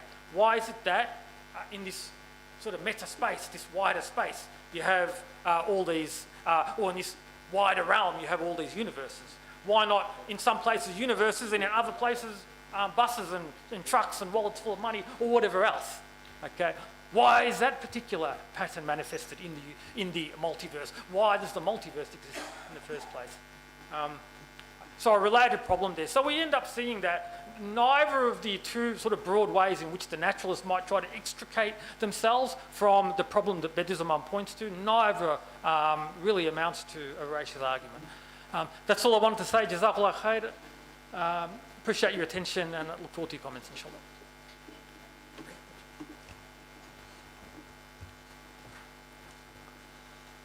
Okay, thank you very much. We have exactly half an hour for discussions, but we'll continue in the afternoon also, inshallah. Because of the Jummah, we thought we could stop at 11, so you can prepare for that. Anybody wants to make any comment? Dr. Adi already opened up a very good subject on this. Yes, Dr. Ugi. Thank you very much, Professor Paslan. I have two questions to you, Prof. Yeah. The first one is your speech yesterday, your definition of knowledge. You are trying to use logic and ta'rif haddi on the knowledge. That knowledge is mental concept plus the concept. Yes. Okay, where you define knowledge as a species and the mental concept as a genus and the concept itself as the difference, right? Yeah. But if I'm not mistaken, according to Prof. Salatas, knowledge itself cannot be defined definitively, cannot be defined in a haddi way, rather than in a Rosmi way. But it seems that you are trying to define knowledge in a haddi way yesterday. Right. So this is my first question. Yeah. And the second one is your interpretation of the watahta thara. Literally, thara, of course, like land. Yes. Right? Yes. It should be below the land, right? Right. Yeah, but why you put here in your diagram, it is between as-samawat wal ard. Yes. So this is my question. Thank you. Yes. Thank you. Actually, that I explained somewhere else why I interpret in that way. Because, you know, when you consider the land and going underneath, right, when you continue that way, you reach the samawat at the same time. As you know, the earth, it is relative, right? The top and bottom is a relative notion. From that, I came up with that interpretation. It should be interpreted in the epistemological sense, not in the cosmological sense. So this is different. Whatever, we should check some of the tafasir to see how they interpret that verse. I'm not sure. whether they mean actually like, petroleum under the earth, right? That is also under the earth, right? Is that the literal meaning of the verse or not? I'm not sure. But I'm not interested in that. I'm interested in the epistemological sense. If we interpret, probably this will be the first step towards the ghaib in that sense. So it is more, epistemological interpretation. About the knowledge definition, again, it is an analogical. I don't call it hadd. It's not haddi definition. I think it's analogical. Namely, I copy the haddi definition and try to come up with something relative, actually. It's not an absolute definition of knowledge. It's, if you remember his arrival of the soul, right? As Professor Attas, he defines it. But of course, if you go into his psychology, especially referring to Al-Ghazali also, reason, soul, spirit, they refer to the same thing. So when we interpret in the mental sense, it doesn't mean that we say brain, it's not something that's physical. So as I said, in that definition, I try to copy it, resembling haddi definition. But in the true sense, obviously it is not. Because even it is problematic to say content of the mind. I didn't go into detail, I just gave that definition, I just mentioned it like that. Because, in the contents, should we include the feelings also? Emotions and things, all those things. Some people may include, some people may not include. So it's a big debate, actually. But I would call it actually like a working definition. It's a working definition, so we can utilize it in epistemology. But after Sarah, can you just refer to my Harfi, can you get it in a sense like the layer of meaning underneath of the creation that is visible to us? So essentially, you Yeah. have the creation visible to you, but we have meaning. You have to go down beneath that. So in a way, that's the text can refer to beneath what is visible to you. Can you get it that way? I think you Yes, alluded yes, to that. yes. Yeah, definitely. So this has to be, what I wanted to do, because as methodology, I hope someone can do that, I just gave general issues, which issue is in between, which issue is not in between. For instance, let us think about our own being. We are in the Shahada, right? But we are in the Ghaib also, because we have the soul. Soul is not in the Shahada, but the soul is with us. It has fallen into this Shahada. So that means, as far as physical body is concerned, study of human being falls into Shahada. But as far as the spiritual being is concerned, it's not in the Shahada. Its study falls into the Ghaib, into that area. So you have to pay attention for that. And that is why we hate to say human nature. We say human mahiyya, mahiyatul insan. And again, this is another term that cannot be translated into English properly, in other words. And Because hocam- when you say human nature, Yes, right. nature refers to something physical. I know Professor Necati knows that. I always say I hate this word.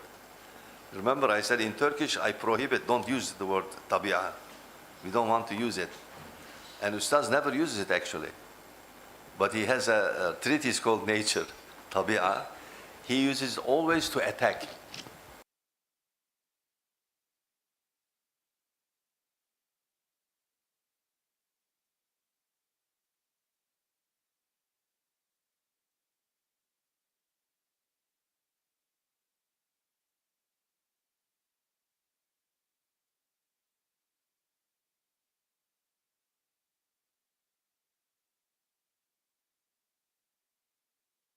I would like to tell you, sometimes without doing research, I just go straight. I say, make claims like that. I say before Greek translations, Muslims never use the term tabi'ah. Never used it. I mean, check it. Like Ibn Hisham's Siratun Nabawiyya, check. I mean, in the computer it's very easy. Write in Arabic, tabi'a, see if it occurs there or not. And in Hadith literature also, check to see if it occurs or not. And in the Quran doesn't occur, we know that already. So this word came, it's an alien term in Islam. It's against Islamic scientific tradition. It's a concept to be rejected completely. We use it to refer to the environment. The word tabi'ah, nature. In English, you cannot avoid it. It's impossible. There is no other word to use it, because for us, the term fitra expresses that already. You know, and many other concepts in Arabic, because you see, as I said, you know, our terminology is coming from the revelation. It is perfectly in line with the creation, spirituality, and everything. But you know, Greek translation, you know, by the way, actually, if muhakamat is not translated into English, right? It's translated. Is it? Reasonable arguments. It's translated. Is it Yeah. Name is. published? Yeah. Reasonable arguments. I didn't know that. Ebay Şükran Vahide. Anyway, if you find it's very difficult, the translation is very difficult. You can read the Arabic version, it's better maybe, because originally he wrote in Arabic, and later on he himself translated it into English, but not without, you know, looking. Turkish. Actually, it's Turkish. published in Turkish. So we read the Turkish version. He says in one of the muqaddimat at the beginning that when Greek thought entered into Islam, it corrupted Muslim thought. Completely corrupted because of these concepts. When I was reading for the first time, you know, when I was in college, when I read this, you know, I was very angry at Ustaz. Why is it, you know, this is philosophy. I said we benefited quite a lot and so on. After I finished my PhD, so that means about 20 years later, I realized he is correct. When I started studying and understanding really what he meant. I am saying sometimes, because through my research, if Greek philosophy translated 200 years later, it's too early, the translation is too early. Still Muslims did not develop proper epistemology. They didn't, conceptually we had epistemology, but it was not turned into a philosophical theory. You know, a complete, concrete theory, it didn't develop. At that stage, the translations were made, and therefore, they did not deal healthily with Greek philosophy, how to handle it. They were against it, they knew it is wrong, there's something, but why and things, they argued and things, until the time of Al-Ghazali, they were not able to solve it actually. But if Greek philosophy translated 200 more years later, Muslims would be able to develop fully. Their physics would develop, and then because as you know, Kalam physics was under development. Kalam physics developed independently of Greek philosophy, in Greek physics, very early period. But Muslims were in contact with the Greek thinkers, scientists already. Maybe verbally they were influenced from them, but there no translation was available yet. So if translated 200 years later, not in 800s, but say in the year 1000, we would benefit more from the Greek philosophy, and you know, more healthily. It would benefit quite well. But they grappled with this until the time of Al-Ghazali. Only gradually they were able to deal with the Greek tradition. As you know, in Aristotle, the Greek word for nature is physis, and the word physics comes from that. It's a Greek word. The word nature in English is Latin. It's not Greek. So in Aristotle, there is no creation. The world is not created. It is eternal. Okay? Co-eternal with God. Nature, then what happens in nature? What creates things? Nature creates. So nature is the creating agent. And Ibn Sina, Al-Farabi, Al-Kindi did not have any problem with this. He's the early, because his mind is more with the Quran. So he didn't take in that sense. But Al-Farabi is the first one that, you know, came across with this idea, he had problems how to deal with this, because in Islam you cannot accept it. So what he did, he looked, I mean, you can read his books, you can see in Arabic, okay? Whenever the term nature is taken in the creative sense, he doesn't use the term tabi'ah, he uses the term tab'a, the root, the infinitive, because tab'a means created physical constitution in Arabic. And that's what Al-Farabi means actually. So when he uses the term tab'a, I mean, look, it is Orientalist. I'm really very angry with them. He translates that into English as nature. But that is word tabi'ah means nature. Tab'a doesn't mean nature. But Richard Walser translated it as nature. Because when you read that in English, Al-Farabi is saying that nature is creating. How can he say that? I mean, he's a Muslim. He cannot say this. So he used the term taba'a, because taba'a is, inactive. But tabi'a is active agent. So they use the term tabi'a to refer to environment. Actually, it is better to translate tabi'a into English as environment, not as nature. Because that's what they mean. Physical environment, in other words. They use it in that sense. This is the Muslim mind. But Western consciousness is not like that. They follow the Greek tradition. In Western tradition, even today, nature is creating agent. And that's why they say Mother Nature, producing something. Nature cannot produce anything. It's impossible. Here is Turhan. Excellent. Explained how Ustaz, right? And nature, it's not a creating agent. So this history is extremely important. Muslims should be conscious of this. A lot of times Muslims use this unconsciously. Ustad says this, right?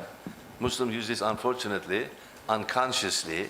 On TV stations, look, please, you can see in your TVs also, they say, this, alhamdulillah, nature is providing us so many beneficial things. This is shirk. It is shirk. Very clear shirk. A Muslim cannot say this. Nature cannot provide anything. Nature itself is provided. How can it provide something? We should be conscious of this.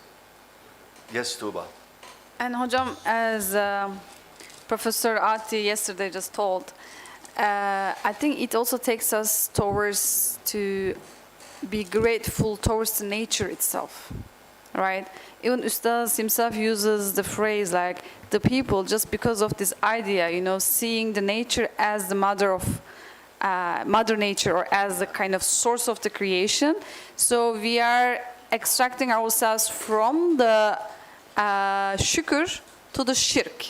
Actually, there's a very sensitive line in between, right? Between the shukr and shirk. So actually, we have that nature of being grateful, being thankful towards something as a source. But because we don't see the source is actually Allah Himself, we lead our natural or fitri shukr capability or approach to the nature itself. So I think that's why yesterday's topic was really deep.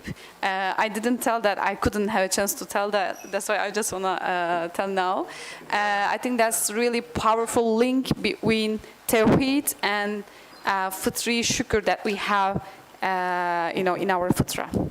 So maybe that's why we are being so grateful to the other things, including our ego, maybe starting with our ego, and to all the other causes and the nature itself.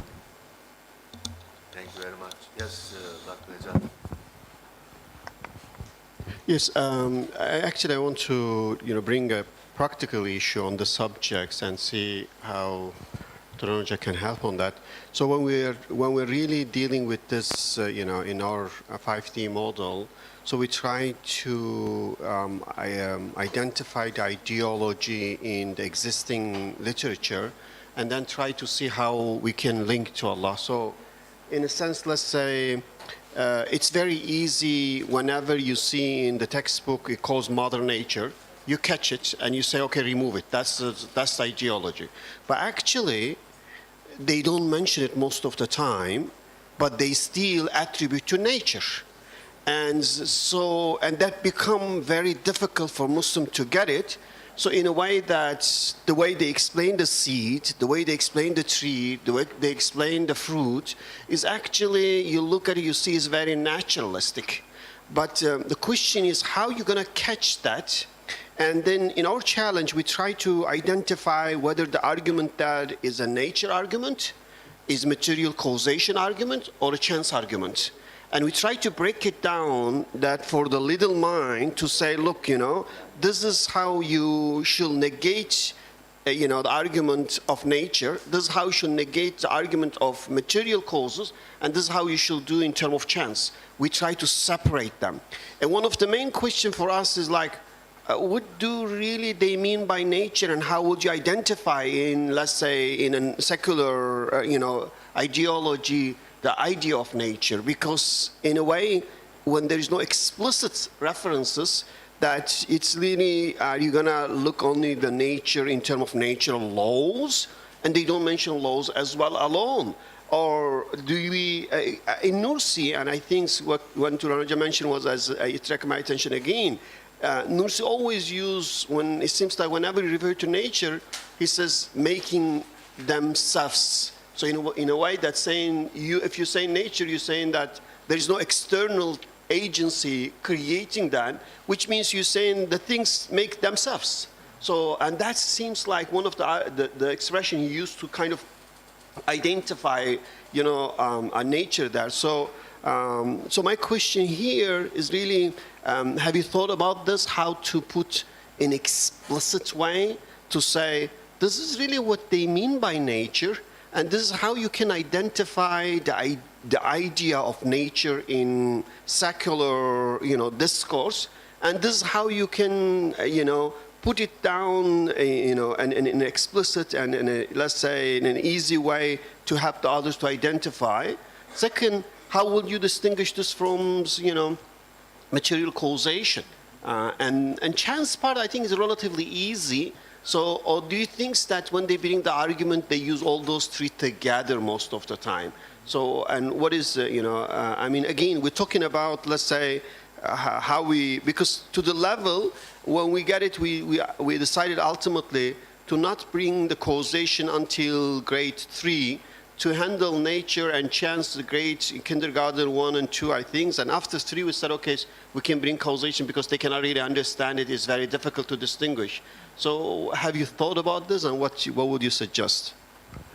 Yeah, look, it's an interesting question. I think I don't think I can provide a decent answer off the top of my head. It's something that I think deserves some thought, you know, deserves some work. But one thing that I wanted to add to what you've said is that it's important to be aware, you know, of the fact that when the naturalist talks about an explanation, right, or a cause, a lot of the time, I mean, maybe all of the time, whether they realize it or not, you know, maybe certainly the scientist might not realize it all the time, but maybe the philosopher of science has a better chance of realizing it. But they don't necessarily mean by a cause or an explanation what you and I mean, okay? Like what you and I mean by a cause, I think, is that, you know, we're looking for that which has the ability to give rise to its effect, that which is capable of giving rise to a certain effect. You know, an efficient cause, I guess. But these guys, like if I speak to my supervisor about this very problem, and it's a problem that Ghazali and Hume have both pointed out, you know, that, and Bediüzzaman refers to it as well, well, all we really get is, you know, the constant conjunction of events. You know, B always follows A, and we just get a description of the fact that B always follows A, and we don't really get an explanation as to why B does indeed follow A. So when I point this out to naturalists, what they'll say is that, well, that's all it means for something to be a cause. Like at bottom, in the final analysis, all it means for something to cause or explain something here in the physical world is just the fact that it comes before it. Okay. And that, to us, is going to be extremely inadequate. That's going to be extremely unsatisfactory. The mere fact that something comes before something else, and the mere fact that through modern technology and instruments you've been able to describe that order in intimate detail, in no way obviates the need for an efficient cause. It in no way satisfies me as to why does B always follow A. So I think it's, good to pin down exactly what's meant, like we need to hold the naturalist to account on that point. What do you mean by a cause exactly? Don't just, indeed, what do we mean by, for example, physical laws of the universe? The physical laws of the universe, electromagnetism, gravity, strong force, the weak interaction, all of these things, they just describe really at bottom the behavior of fields or the motions of fundamental particles. When quarks are within a certain distance of each other, they exchange gluons, and hence you have a proton or a neutron. But one wonders, why is it that when quarks are within a certain distance of each other, how is it that a gluon moves between them? What makes the gluon move? And when the gluon moves between them, why is it the quarks stay close together so that we would have a proton or a neutron? All of these questions are all unanswered. Positing laws as explanations or as causes, it does not help. As I think it was Berlinski who aptly pointed out, the physical laws of the universe, they are descriptive laws, they're not prescriptive.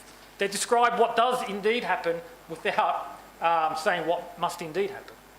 So all of these sorts of worries, are things that I think it's worth, underlining. Right? Yes, Dr. Zaidi.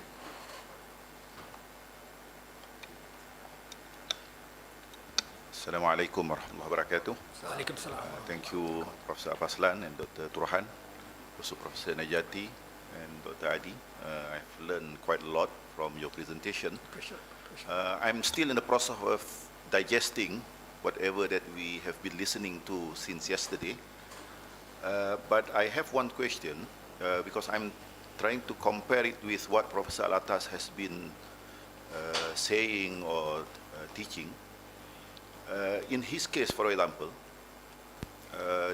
when discussing about this book of creation, he draw an analogy with the book of Revelation, and he used the term muhkam, ayat muhkamat, and ayat mutasyabihat. Is this kind of comparison also used by Ustaz Badi'un Zaman Sa'in Nursi in his works? No, not in that way. Not because I think he used this. any similarities? Maybe other terms, but No, I think what I remember, basically he used, Quran Kabir and Quran Kareem that directly says that the universe is like Quran as well. There's a giant Quran written with the power. But it doesn't, I remember from Alatas that this categorization of muhkam and mutashabih, he didn't use it for the Because universe, I right? do I don't remember, yeah. Yeah, I do agree that this is there long in our tradition. And it's good to know that there are so many scholars coming from the tradition and continuing it. But what is more interesting is to find what are the new addition. So in that sense, Professor Alatas has brought something new for us to work on. Because epistemologically, when he introduced this muhkam and mutashabih, then you might bring easily epistemology into it. Because if we do agree with the principle that in thinking or in discovering, in knowing, you have to begin from what is clear to what is not yet clear, then you have to begin from what is muhkam. And mutashabih is not vague. Mutashabih means that it is ambiguous. It has more than just one meaning.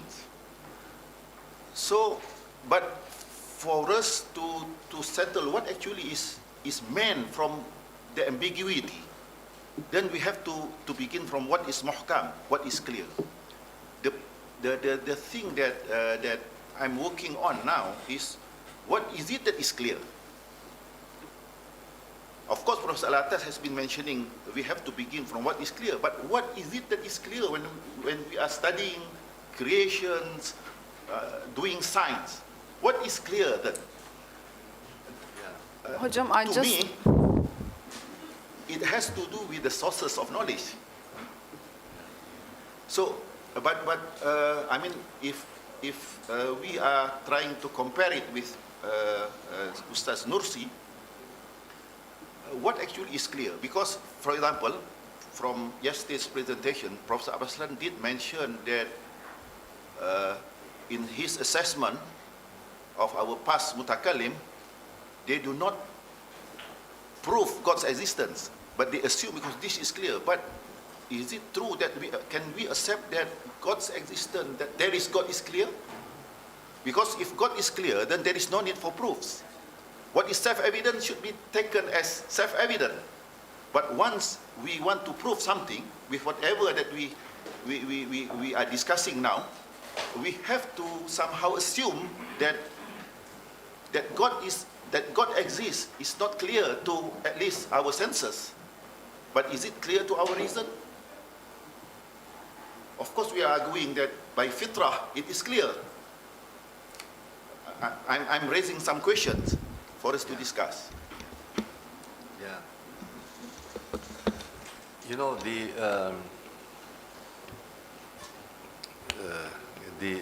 those things that are clear, again, they probably have a maratib. Those that are self-evident, our mind already comprehends them.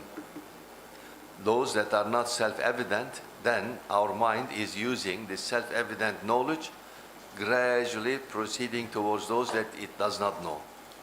Okay? So this is, you know, in logic, it is already explained that.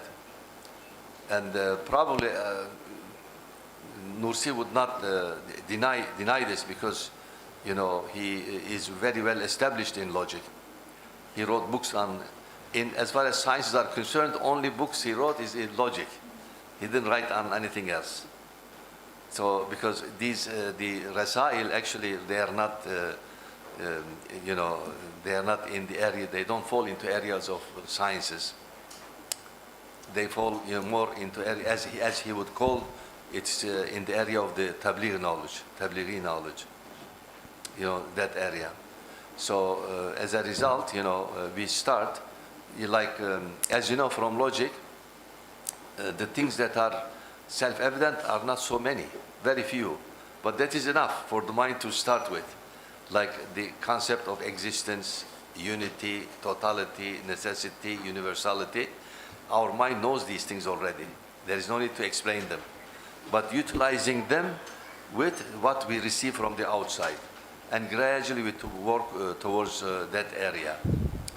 I would say that most of our thinkers, they admit that the existence of God is not self-evident to the mind. If it were self-evident, then the revelation would not come to us to explain, to guide our mind. But after the guidance, it becomes self-evident to the mind.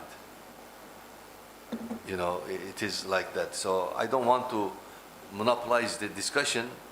So I think Tuba wants to say something again. Okay, then Shamsuddin. I just remember Ustaz saying mudallal or delil cannot be more complex than mudallal. Yeah, what is proven? So the clear one is the alam shahada that we are living in, that we are feeling. That is the dalil that Ustaz Nursi uses, and Ustaz Nursi says Quran actually is using to point out the existence of Allah and also all the other pillars. So they are the mudallal, but Allah uses, even Allah Himself uses the dalil on the alam shahada that we are living in to take our mind to think about the existence of His unity and also the other pillars of faith, because it is ghaib for us. So that's why the mu'minun are named as the ones who are believing in ghaib, and that's why we are honorable, because still, yeah, we don't see it, we don't touch it, we don't hear it, as we see and hear and touch in the alim al-shahada. I think it's very related to the realms that you're mentioning, Hojam, right?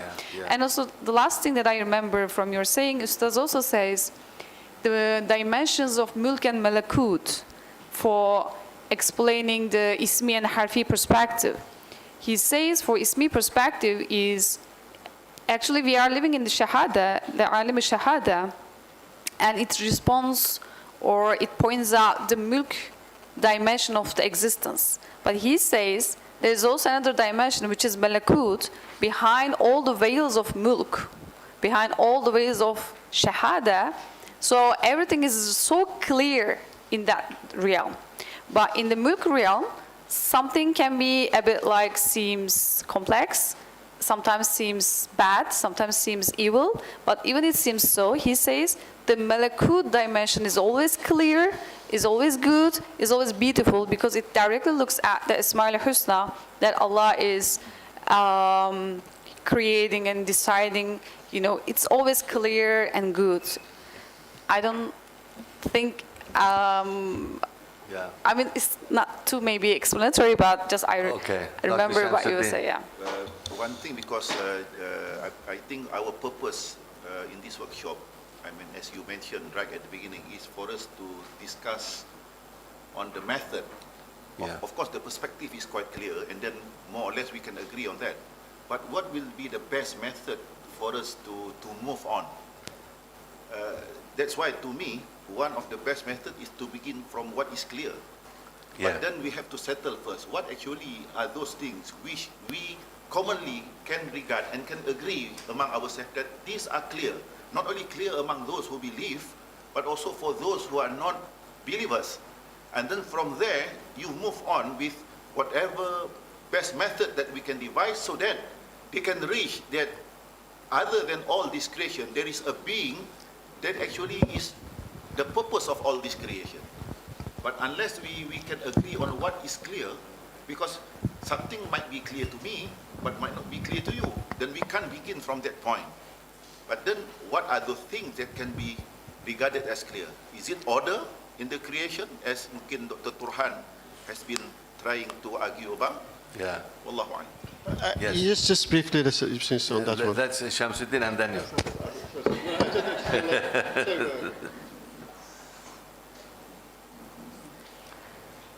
Just now, I moved to speak side Yeah. to create the balance.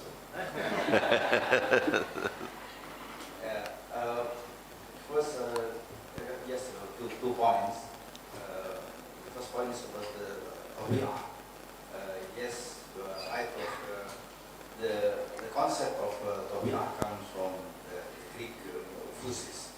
And as philosophers explain, it is al-quwwatul fa'ila بالذات على سبيل التسخير من غير معرفة ولا إرادة ولا بقصد ولا اختيار. Which you can roughly translate. It is the inner force within natural bodies inside within the objects. Maybe you can call it the energy, whatever. That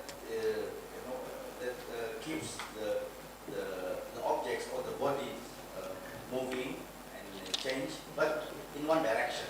They say not mutakathiratul jihad, but ahadiyatul jihad, in certain direction. For example, the evolution of the sun doesn't go the other way around. So it's in a fixed way, fixed fashion. And also, la biqasdin wa la ikhtiyar, as you said, without will, and also without purpose, I mean without intention. So you cannot question why, for example, why cells divide themselves. Just now you talk about the protons traveling for what purpose? And now the second point is directed to the Quran. I think the argument against or the attempt to refute the naturalist doubt concerning order, because what you explained to me boils down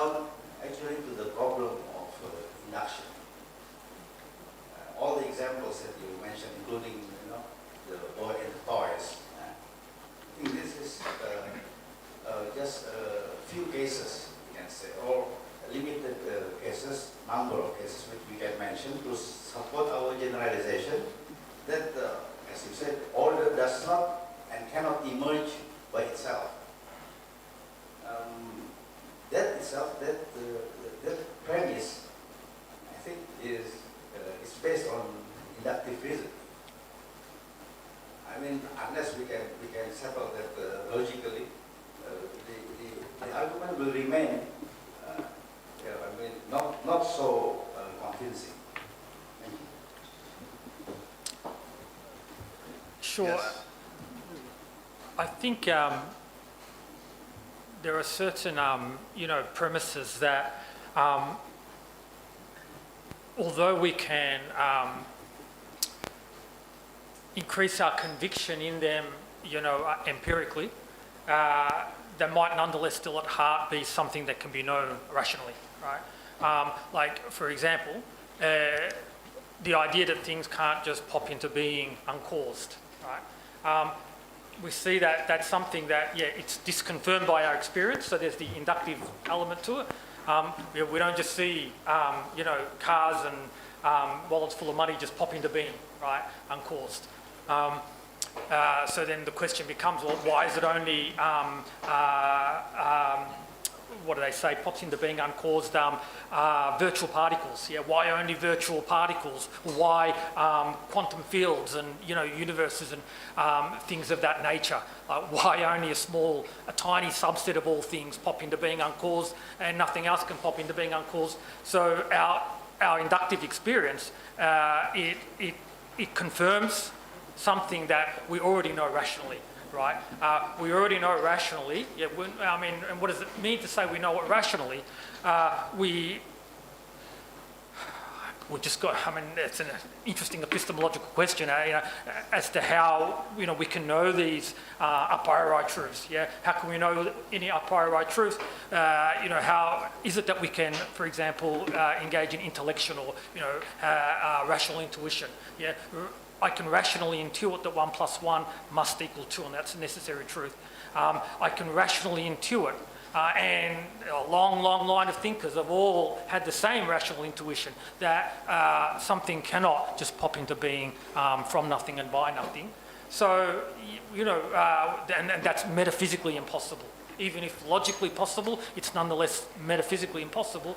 Yeah, we rationally intuit all kinds of truths, epistemological truths, mathematical truths, and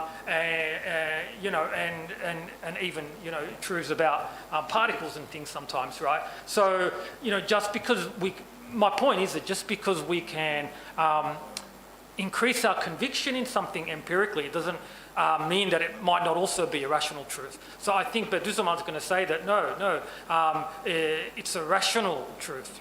It's something that we know rationally, that you cannot get order from disorder, and then our experience also confirms that too, right? So our inductive experience actually confirms what we rationally intuit.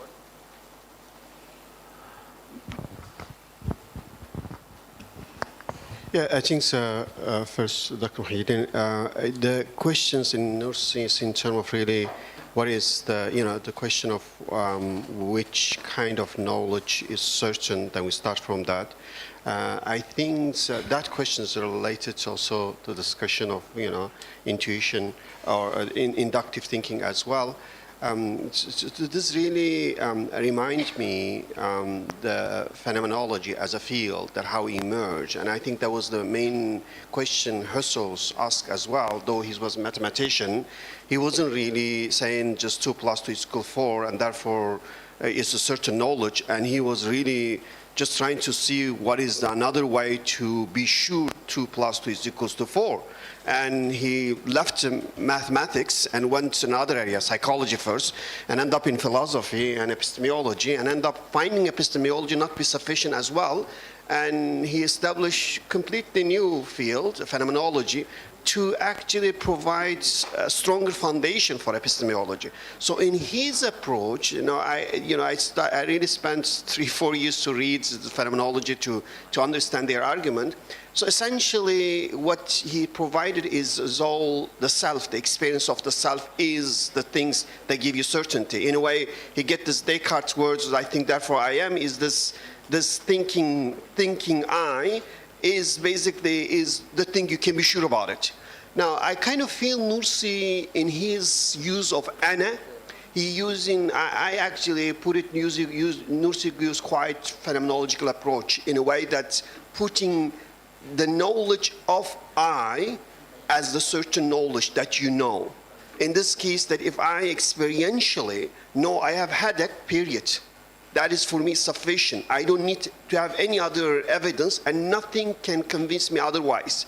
Because I have headache, I know intuitively I have headache. So in that case, he will say that ana is given to you just for that purpose, that you directly get exposed to the reality, as Husserl will say. This is not like your, let's say, it's in a way that knowledge, in this case, the way I put it, knowledge is neither not a representation of what is out there to your mind through certain data. Knowledge is a relational in a way that you relate everything to the self, to the ana. And since ana is basically what you really know for sure, without any doubt, then now you can use ana. Nursi used the word wahidi qiyasi, that you use ana as the base and you engage in analogical thinking and try to build everything based on that one. So in a way, that's what I really see is in Nursi. When I say is intuitive evidence, I mean that using ana as the base, as the reference point. Therefore, I say it's very close to phenomenological approach, with the only differences in phenomenology, they really consider ana to be real. Nursi says ana is not real, it's only given to you to actually understand how God works in the universe.